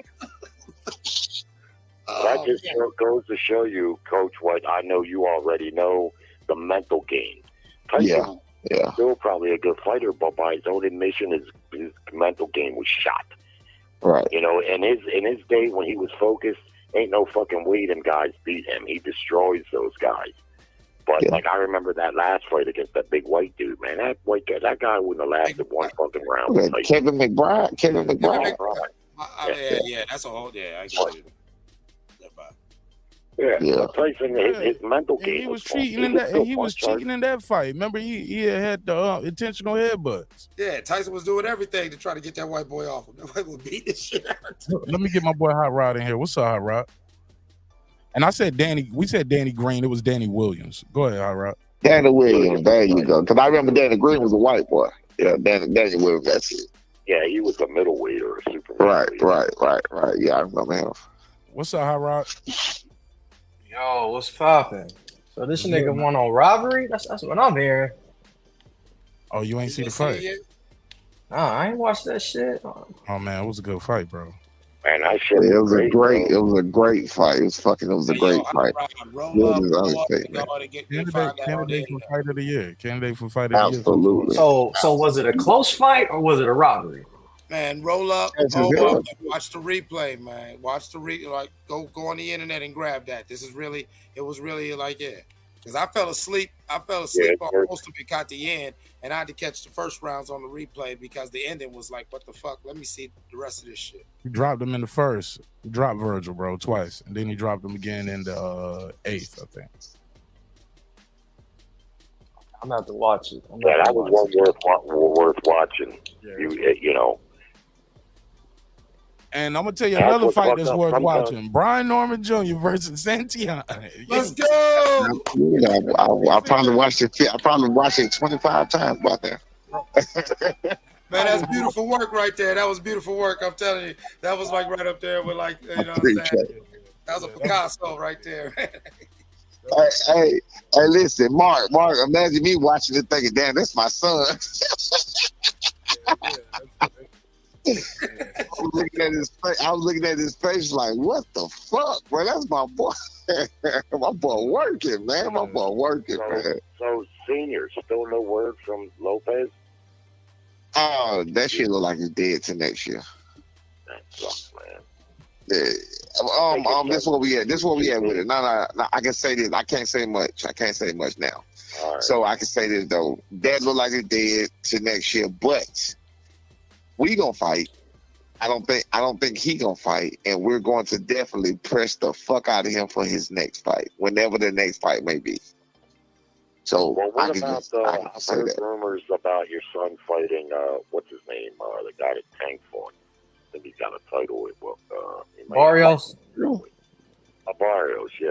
That shit dead. No, them motherfuckers ain't fighting. Ain't nobody doing shit. No. Man, that's whack, bro. That's what I be talking about. Like, why niggas ain't fighting, man? Nobody ain't saying shit about it. Ain't none of them doing nothing, man. It's whatever we do. We fight allegedly, potentially, November the 8th. I don't know who card it is, or whatever. Who we sharing the card with? We'll be the co-main event or whatever's one of them. But I think they offered it right now. That's exactly. So they offered us November the 8th. I can't say that's what it's gonna be, but they offered it to us, and they offered us a couple of people. He looked too good in that title winning. Yo, coach, y'all gonna be on the undercard? Crawford next fight? That's what you saying? Crawford ain't fighting November 8th. No. Crawford ain't fighting. No. But why not? What? I don't understand. November 8th. Crawford ain't fight for no fucking time, right? Crawford ain't finna fight for time, right? Oh yeah, Bob Abrams can eat all the dick as far as Crawford concerned, man. That shit ain't happening. Yeah, no. So the guy, Mark, remember when I was telling you about putting on the screen about the list, Mark? Yeah. What list? Hold on, no. What list? The WBO list. Oh yeah, the ranking. Yeah, the rankings. So we was talking about that. So it got to be somebody on that list. And as you see, it ain't but so many names on that list. Conor Ben ain't fighting shit. We doubt Rocha fight shit. Those are the only two names on there that are actually not. And Karen Takukajach, I would have liked to fight him just to show how that's supposed to be done. B said he don't want to deal with a motherfucking runner. He want to piggyback on what he already got going, and he want a motherfucker to stand there and fight him. And I understand that. So I was like, okay, cool, we go with it.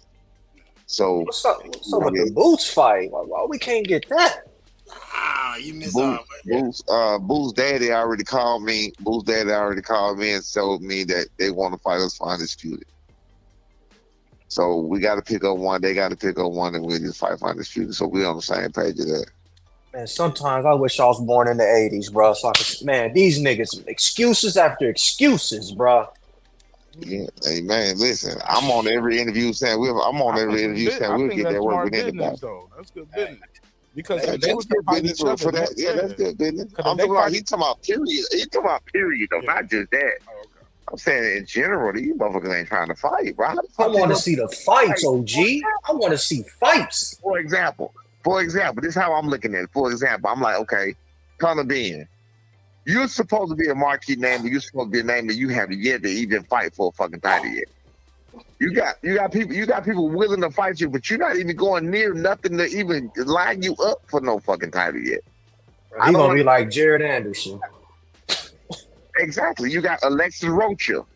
Okay, with Rocha. Okay, you was looking for a title. You looking for he was looking for that. So now, in us, you got your chance again, motherfucker. Come on and get it. But these motherfuckers ain't gonna do that, man. Lake County in the super chat with a question. He said, November 12th is a title fight or non-title fight, Senior? Hey, it's a big defense. November 8th. Let's go. It should be a defense. Let's go. Again, this is possible. They just offered it to us. We ain't agreed to shit yet. We ain't said nothing in stone yet. Did they offer with a location or just a date? Oh, I think they did give a location, but I didn't get it.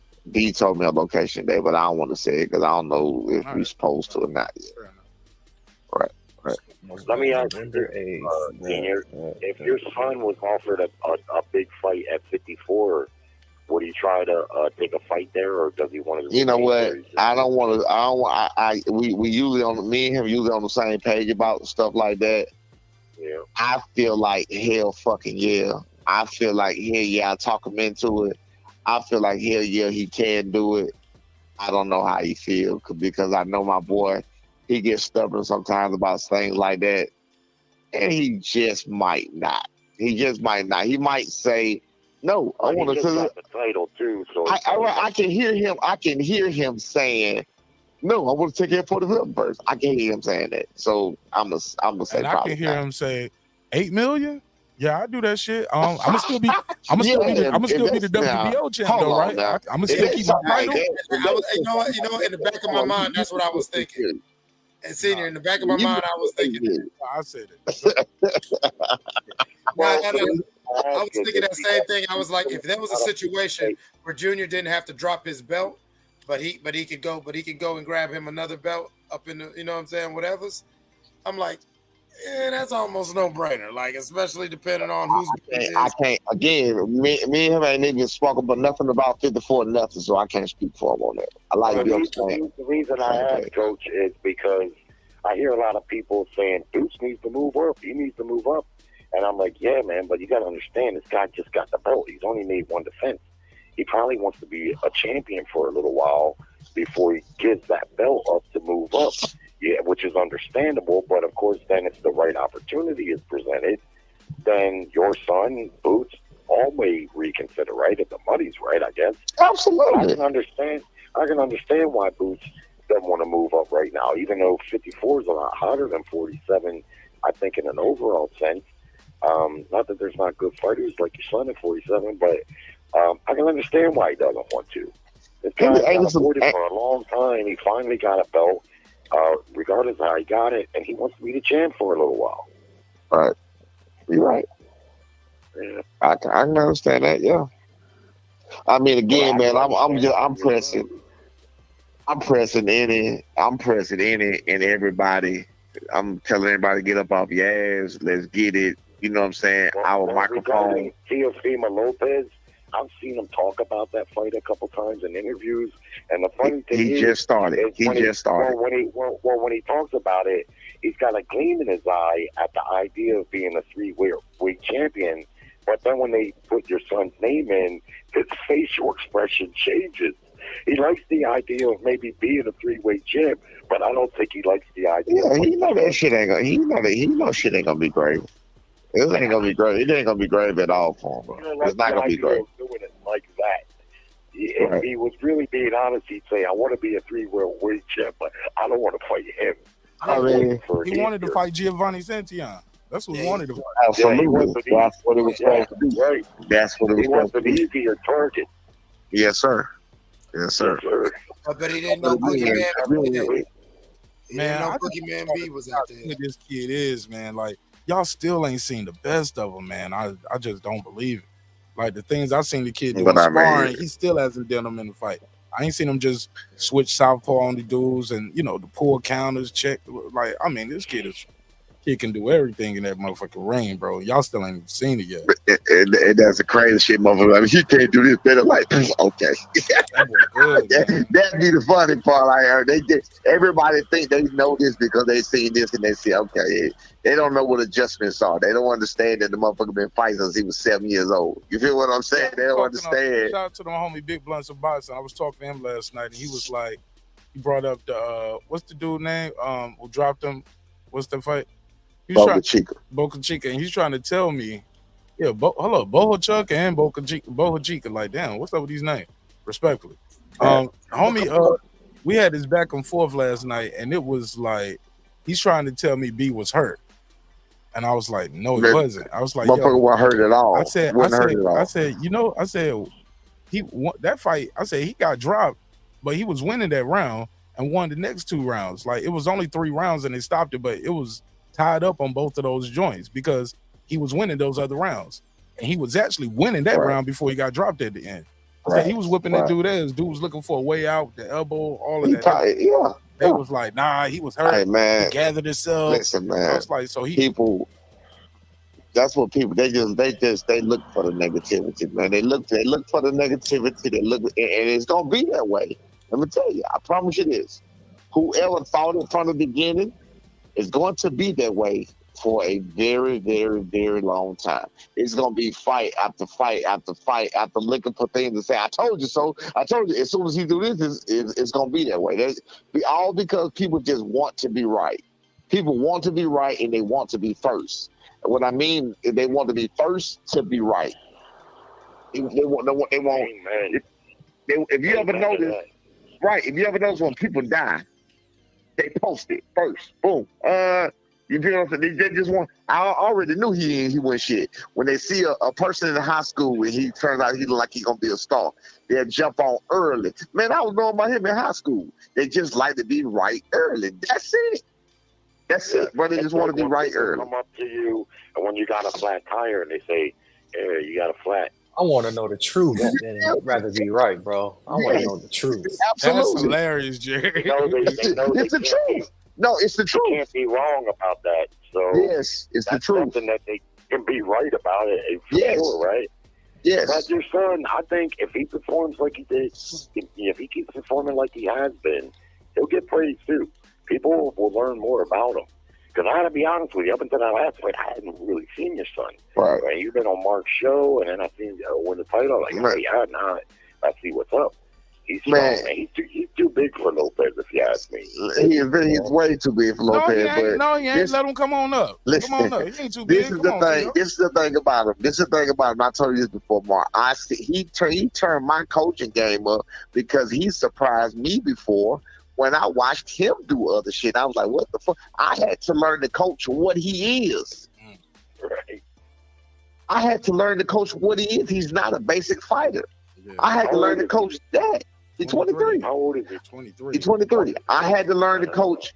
I had to learn to coach his speed. I had to learn to coach all of that because he's super fucking fast. I had to learn to coach who he is because what I taught him was basic shit. I taught him basic shit. He took that basic shit and he showed you. Kept studying. Exactly. He's kept studying and studying and studying. Yeah. Studying. Coach, do you ever hold a pad for him? Hell yeah. Your son. Has he ever clipped you? Because I know that happens sometimes. Yeah, he did. Yeah, he not fucking. Yeah, no, Right. And that's why I beat. Look, when I was holding the pit, Mitch was senior, and he up there like, man, you holding the gloves like shit. Because you having. Because you was having flashbacks. I'm still editing. I just came back from Jamaica, man. Come on, man, give me a break. I'm gonna get it done You this told week. me this shit was gonna get out ASAP, motherfucker. I got the clip. I had to edit out. I had to edit out some of your jokes and y'all trolling me and talking shit in there too.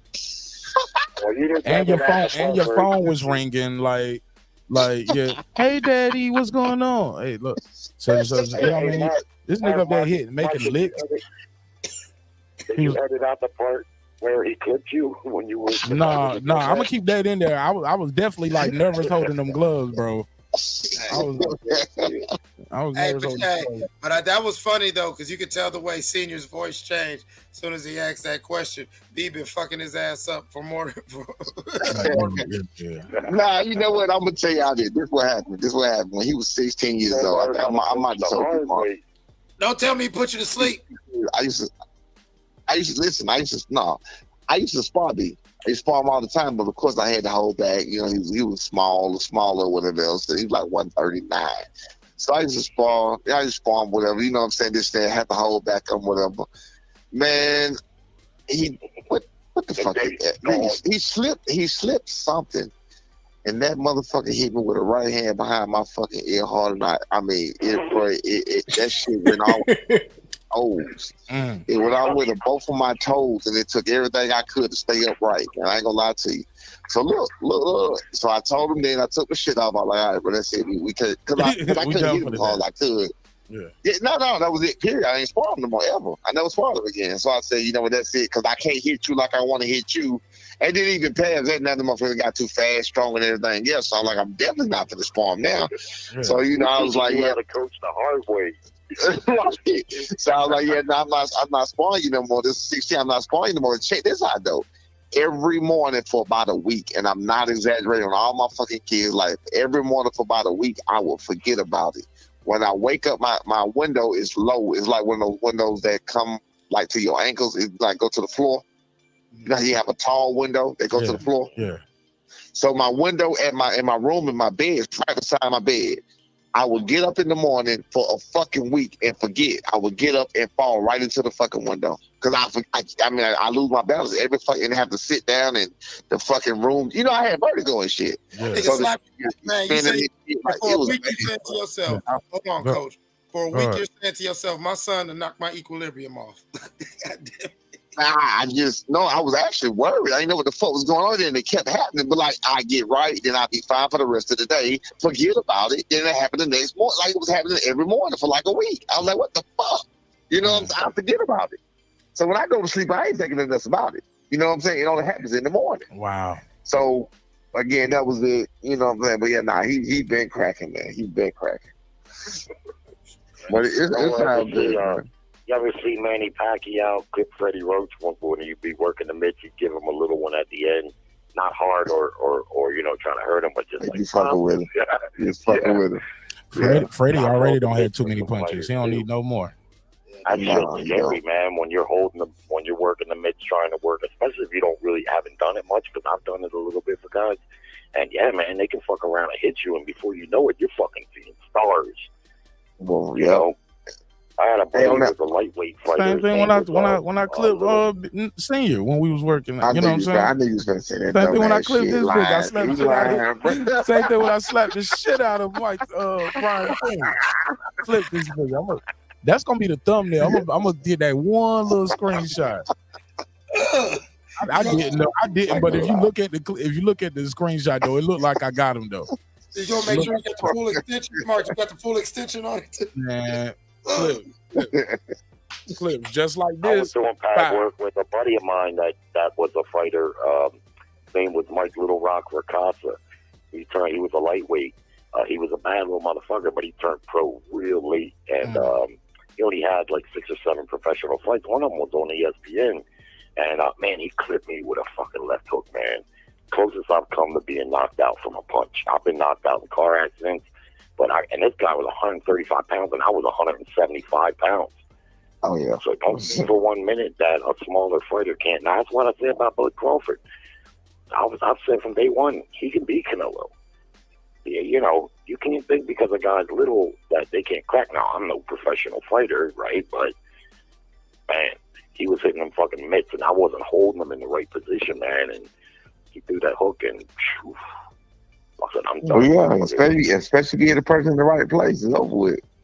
It's It's over with. It only takes 3 pounds of pressure and 5 pounds of pressure, depending on where on the chin or temple, to reboot somebody. And if you don't have your adrenaline pumping, it's gonna take even less than that. Exactly. Yeah, I'm just about to say that. Like my old coach used to always say, you never let a grown man punch you in the face. Like that's probably why I never liked Rock'em Sock'em Robots, because when I was fucking around with the sport, the guy who was training me, he would always emphasize that. He would hate, we was in the Southwest, so it was a lot of Mexican and people they glorified that style, but he was an old black dude who's like, man, that's dumb as hell. He was like, it don't take much to, he's an old dude Joe. It don't take much to reboot your computer. Shit, you gonna let a grown man hit you in the face like that? I don't care if he's 120 pounds. That 120-pound man, if he know how to throw a punch, knock your ass out. And true knock you the fuck out. Yep. True story. Yeah, I agree. Yeah, you see it all the time in street fights, man. A little dude knock a big dude out, no problem. Because like you said, the punch pressure, it's the placement. It's a lot of variables that go into dislodging that, making your brain rattle like that. Well, of course, not being braced for the punch, the punch you don't see and stuff like that. Yeah. I told that motherfucker, man, hey, you go work the speed bag. Where I fucked up is I started to get into a flow with him, and I started putting my left hand up like I knew what the fuck I was doing. Yeah. And like I was really knew what I was doing there. And yeah, I just made some fundamental mistakes. Wait a minute. Jerry, I know this is a white joke, but you said you tried to find a rhythm and you was off beat. I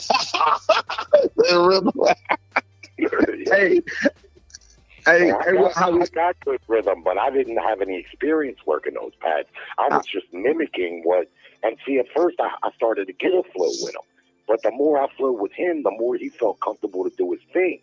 And that's where the imbalance came. You know what I mean? You weren't ready for this. So how we feel about Charles Conwell? Is he ready? Charles Conwell. Yeah, he is. Good left hook to the body. He dropped that boy. Hey, look, but I'll be right back, man. I need to run to the kitchen. Hey, look, but I knew you was gonna say something about Charles Conwell, bro. I knew you was. Nobody even know nothing about that. I didn't say nothing about that. I probably said homie name 8 times in that episode within an hour. That was the co-main event tonight.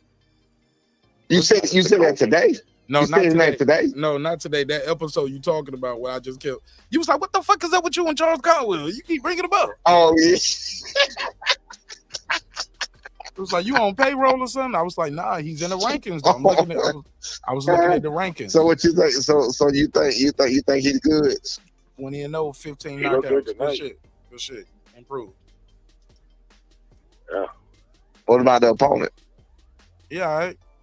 He looked pretty solid. I never heard of that guy, but I thought he looked pretty solid. He was an Olympian. He killed a criminal body shot. He killed a guy in the ring, Patrick Day. Wait a minute, Conwell fought tonight. Conwell did fight tonight? Yeah, he fought tonight. Stopped the guy with a body shot. It was a very good body shot. Very good body shot. It was a very, very, very solid body shot. I was just about to bring that up when we was talking about rebooting someone's computer. Another thing he always stressed was that liver punch. How I don't give a goddamn how tough you are. Somebody hit that liver just right. Yeah, absolutely. Liver, sternum, whatever. Diaphragm, can you catch that? If someone catches your diaphragm while you're exhaling. Yep, it's over with. You always got weak points. There's always, we was made that way. It's always a weak point. No muscle, nothing you can do about it. You get that the right spot is over with. I don't care how tough you think you are, how big you are. Let somebody get you right there. You're going down. You might be able to get back up depending on how tough you are, but you're going down. Right. Physics. Right, going down. I called it. I won a lot. Coach, you're gonna love this one. I won a lot of money, and I was in the room where I think everybody in the room had to be at least 7 to 10 plus years older than me, and I won so much money off the Rahman Lewis fight because during the fight, I saw in the first round Lewis was backing up with his legs crossed and everything, and so I'm like, oh man, Lewis about to get knocked the fuck out. And at the time, Lennox Lewis is Lennox Lewis, so everybody shut up, little nigga, blah blah blah. You know what I'm saying? I'm like a little motherfucker. So I had a little money in my pocket. I'm like, man, come on, put it up then. Put it up. Man, I kept telling him, man, this dude keep backing up with his legs crossed. Rahman didn't have to hit him hard. It's just physics. Once you get hit with your legs crossed and you're standing tall like that, physics, you got to fall. You ain't got a wide base. That's crazy. You should mention that, man, because I've met Rahman a couple of times. He's from Baltimore. He's from Randallstown, right where I live at. He went to high school. His brother went to high school with a couple of buddies of mine that I used to work with, so we knew him. And when he fought Lennox, I got to be honest, I was rooting hard for Rahman, but I didn't think he was going to win that fight. And in the early going, it didn't look like he was going to win, right? Okay. But I seen what you seen. I seen Lennox was crossing his legs, backing up, yeah. And when he fucking dropped that bomb on him, I fucking jumped up and hit the ceiling, man. That was crazy. See, for you, for you, the Rahman fight. Go ahead, I'm sorry. Well, when Lennox, I've told Mark this several times, I cannot understand. Well, I know why they didn't fight a third time, but if ever there should have been a trilogy, it should have been them two because they both knocked each other out cold, right? Lennox's knockout of Rahman was equally as impressive in the second fight as Rahman's was in the first. They had that scuffle in the ESPN studio. The only reason they didn't fight a third fight is because Lennox had Tyson and Holyfield big money fights in the offing. So he didn't want to fight Rahman again. You know, Rahman was dangerous. Because he was dangerous. And Rahman already proved in the first fight that he could shit the money bag. You know what I'm saying? He can definitely stop. He can fuck the bag up, yeah. Yeah. Hasim Rahman was Martin Bacoli. You know what I'm saying? Yeah, he was I wouldn't say a journeyman. He was a top 10 heavyweight, but he was the underdog of that fight. And he wasn't undefeated, just like Bacoli. Bacoli had one loss. Yeah, but Rahman wasn't undefeated going into the Lennox fight. Was he? Yeah, Rahman's got power, man. That dude could really fucking whack. He was a little flawed in a couple other areas. Sometimes he would get lackadaisical and catch big punches, but man, if he dropped that fucking hammer on you, it was going to be bad news. I never, and because Rahman's career was so whatever, I was never really sure whether he had stamina issues or whether he just liked admiring his work. Because, like you said, he would have these moments where he'd get real lackluster. And that's what happened in the it's still back to full circle about what we was talking about just the physics of boxing and he was somebody I'll never forget that fight, and he will always be etched in my mind, not just because of the money that I won, but because it was one of those things that I love. Lewis and Rahman? Yeah, the Lewis Rahman, the first one. Lennox got it. You remember when him and Lennox got into it in the ESPN studio? Yeah. That boy, choke the shit out that boy. Heavy as hell. Man, no, I love that. That's how you. Man, sometimes if you got a temper, you understand that. Sometimes a motherfucker say something, and before that motherfucker even finished the sentence, you done dove on his ass. You know what I'm saying? If you got a temper, you done probably been there before. And it's not like, I jumped on him. Rahman was insinuating that Lennox was gay, and Lennox told him, "Bring your sister here." Exactly. That's why they got the fight. Yeah. Choke the fight. That was funny shit right there, man, because it's just the way it unfolded. And Lennox, as big as he was, he wound up on his back. Exactly, because you got dove on. That's what I'm saying. That's what, look, I don't know, man. It's just inside joke between me and my guys, because, yeah, man, niggas get dove on. Man, if you ever really been mad, sometimes, no, it ain't, you don't punch the person. You're just so mad, you just, and that's exactly what Rahman did, because you said, you don't really get a chance to hear Lennox Lewis say, "Where's your sister?" Because as soon as it comes out of his face, you know what I'm saying? It's just that. Right, but you know what? It didn't really spark off like a spark. He was telling Lennox he was gay. Lennox was like, "Bring your sister," and he was like, "Look, don't talk about my sister." And he was like, "Well, bring your sister." And then they kind of were like, "Well, what do you want to do? What do you want to do?" And then they got to scuffling, and Rahman threw him over the table. and then he slapped up on his back. He was trying to use his feet to keep Rockman off of him, you know. But man, I always wanted those two to fight again, but I knew Lennox wasn't going to fight him again because he hadn't fought Holyfield and Tyson yet. So you got them two big bags right there. You want to go fight a guy that knocked you out cold again, even though you returned the favor. You already know what this guy's capable of.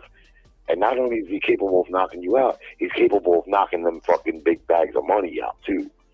Yeah. When he came back here to Baltimore, Don King came to Baltimore and gave him a briefcase of money and got promotional control over him. Rockman fucked up there because HBO offered him a multi-fight deal. Man, shout out to one of Ohio. Shout out to one of the great state of Ohio's original gangsters, Don King. Yay! Yeah. He brought him more than just some money. He probably brought him a bag of that. Ooh,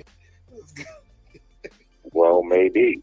But I know they had a parade for Rockman downtown, and Don King was in town, and people started saying right away, HBO had offered Rockman, I think, a 3 or 5 fight deal, lucrative deal, which he probably should have signed, because what happened was Don King got promotional control with that cash that he gave him, but then Rockman got knocked out, and then he really was out of the elite picture at that time for the big money.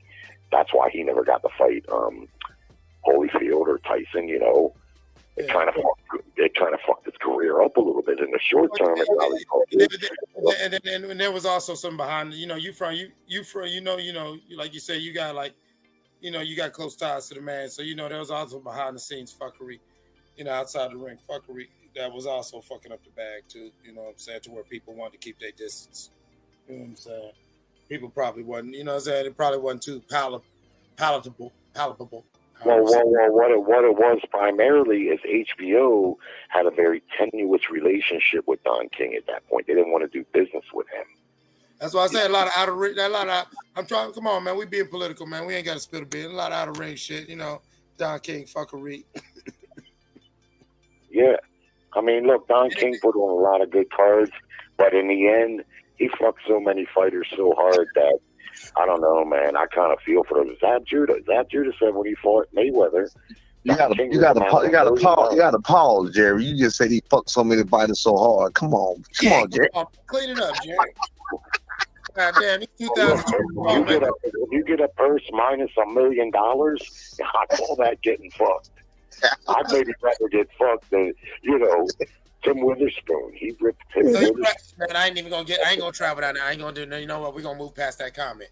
But I will say this: the thing that is fucked up is, as much as we love our era, you know what I'm saying, the 80s. Those are those people who are old enough to enjoy the 60s, 70s, and all like that. The problem is about the Don King era, and you know, the shit that tarnishes the shine on that trophy is that Don King, and this is no knock to him, but on some real Ohio shit, Don King never was a promoter. He was just a gangster who knew how to promote. Yeah, shyster, really. And he was gangster. Yeah, gangster. I don't even call him a shyster, because even like Mike Tyson, you know, like he said, like, yeah, no, he got like I ain't gonna use the term you said, but like, yeah, no, it's like these motherfuckers really want to listen to what he's saying. Yeah, I got you on this, but yeah, they weren't listening.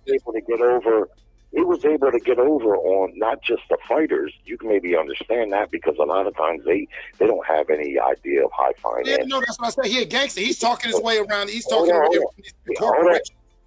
Hold on a second. He was able to get over on HBO executives, which were gangsters in their own right, Jewish gangsters, right? That's what I'm getting at. Fuck them guys. Yeah, but Don was able to get over. Goddamn.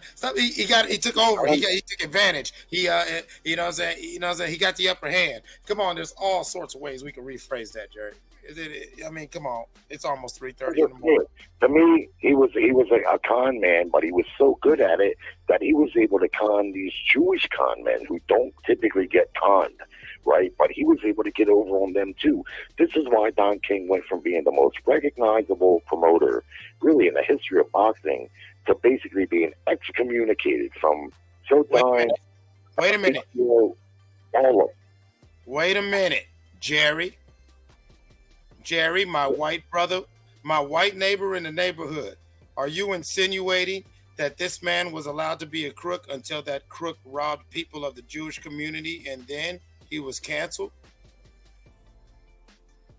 They just didn't want to deal with him, man, because he was able to get over on them. That ain't an easy thing to do. They got a team of con men, and he's just one guy, but he was able to outsmart them from a street level sense. Mike Tyson talked about it. He would go to HBO and say, look, you got to give me millions of dollars because this guy's crazy and he won't fight. And he had ways of getting, out on con men. As Don King used to say it, because I loved it, because he's the one who taught me this word, listening to him talk. Allow me to engender the proper funds to make this momentous occasion happen. He would engender the money. And it's fun, and it's kind of fun. And if anybody would grab the Merriam-Webster's and actually look up what that means, yes, he's engendering this money. You ever hear Judah talk about how Don King ripped him off? Yeah, that was fucked up. Don King ripped him off for $1 million, a straight up $1 million. And they asked Judah how that happened. He said, man, I don't fucking know. He said, because I have my own lawyers, that were looking over those deals. Hey, Jerry, that boy good. You know what I'm saying? I gotta go. My phone's running out of my phone's dying, but it was good talking to you guys tonight. All right. When they're gonna fix that internet in that office? I'll get it. Hurry up. Supposedly this week. Hurry up before I get upset. All right. Oh, you were just gonna chime. You just gonna wake the fuck up to tell me that? Man, hey, look, I'm over here. Hey, look, I made an omelet and some hash browns for breakfast this morning and didn't finish it, so I went to the kitchen and eating that right now. Made it some loaded hash browns. How's that work with the training regimen? Oh man, it's terrible. It's terrible. I'm gonna go back. I get back in it on Monday. I just came back from Jamaica, so I was cheating over there. I was just about to say, this motherfucker just came back from Jamaica, all right, man. Hey, look, I was cheating. All right, Jerry. All right, Jerry. That's what I was training for. I was training for my anniversary trip. I did my fight. That was my fight. Yeah, that's what he was. He knew he didn't want to be on that beach, goddamn it, with the Mark Nash just been sitting around working and doing podcast pod. He's like, yeah. Not me. He said, not me, goddamn it. I was supposed to be taking pictures out this motherfucker. No, I had to put in that work, bro. It's my anniversary. I had to put in some work, bro. I had to train for that. That's right. And shout out to Mark. Hey, yo, Mark said, goddamn it, hey, this ain't going, not me. Hey, look, I had a 3-round fight 7 days in a row. What are you doing, buddy? What are you doing? But shit, I'm about to wrap this shit up anyway, man. Clips, I'm gonna sit on the next one, bro. And Norman got all that background noise going on. I don't know who the hell's that. Who is that? Norman? Get over there getting cussed out. Take that shit off, man. Let him have his call. In peace. We ain't got to put that on air. All right, man. I'm going to talk to you later, Clips. All right, peace. All right, Bo. I'm going to talk to you later, bro. Let me go over here sleep anyway.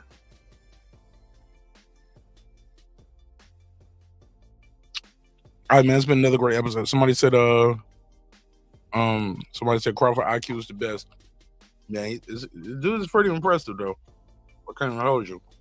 Lynn said, get your goddamn internet fixed, Jerry. Yeah, man. He gonna get it fixed.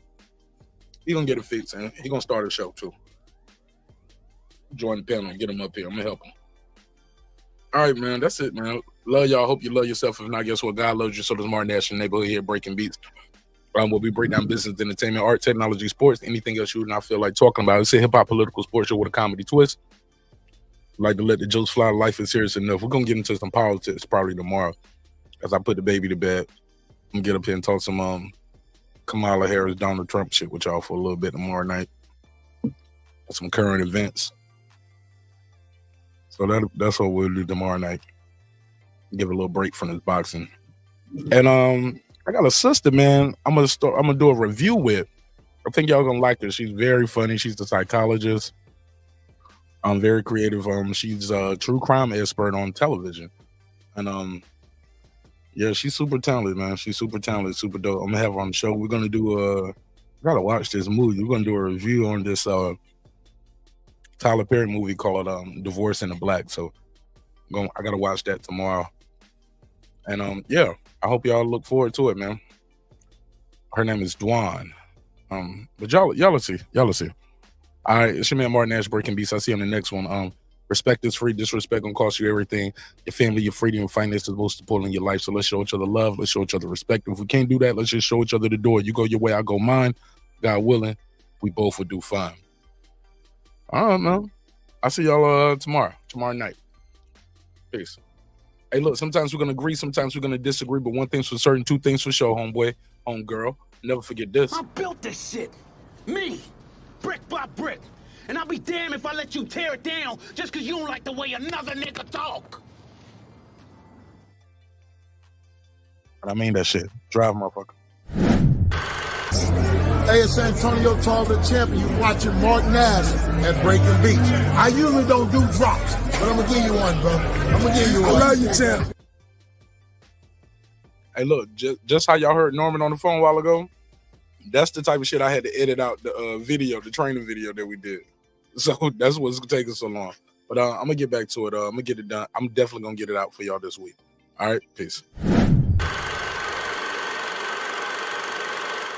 This that squad side. This is me, man.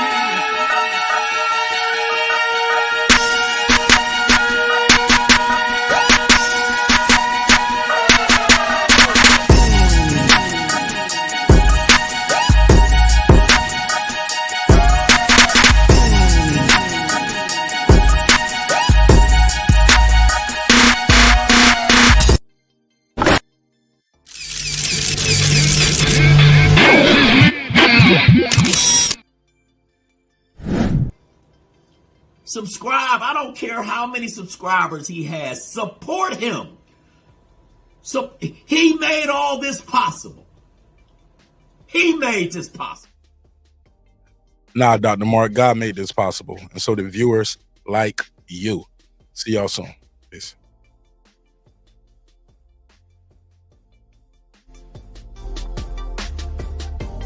If you think I'm here to play around with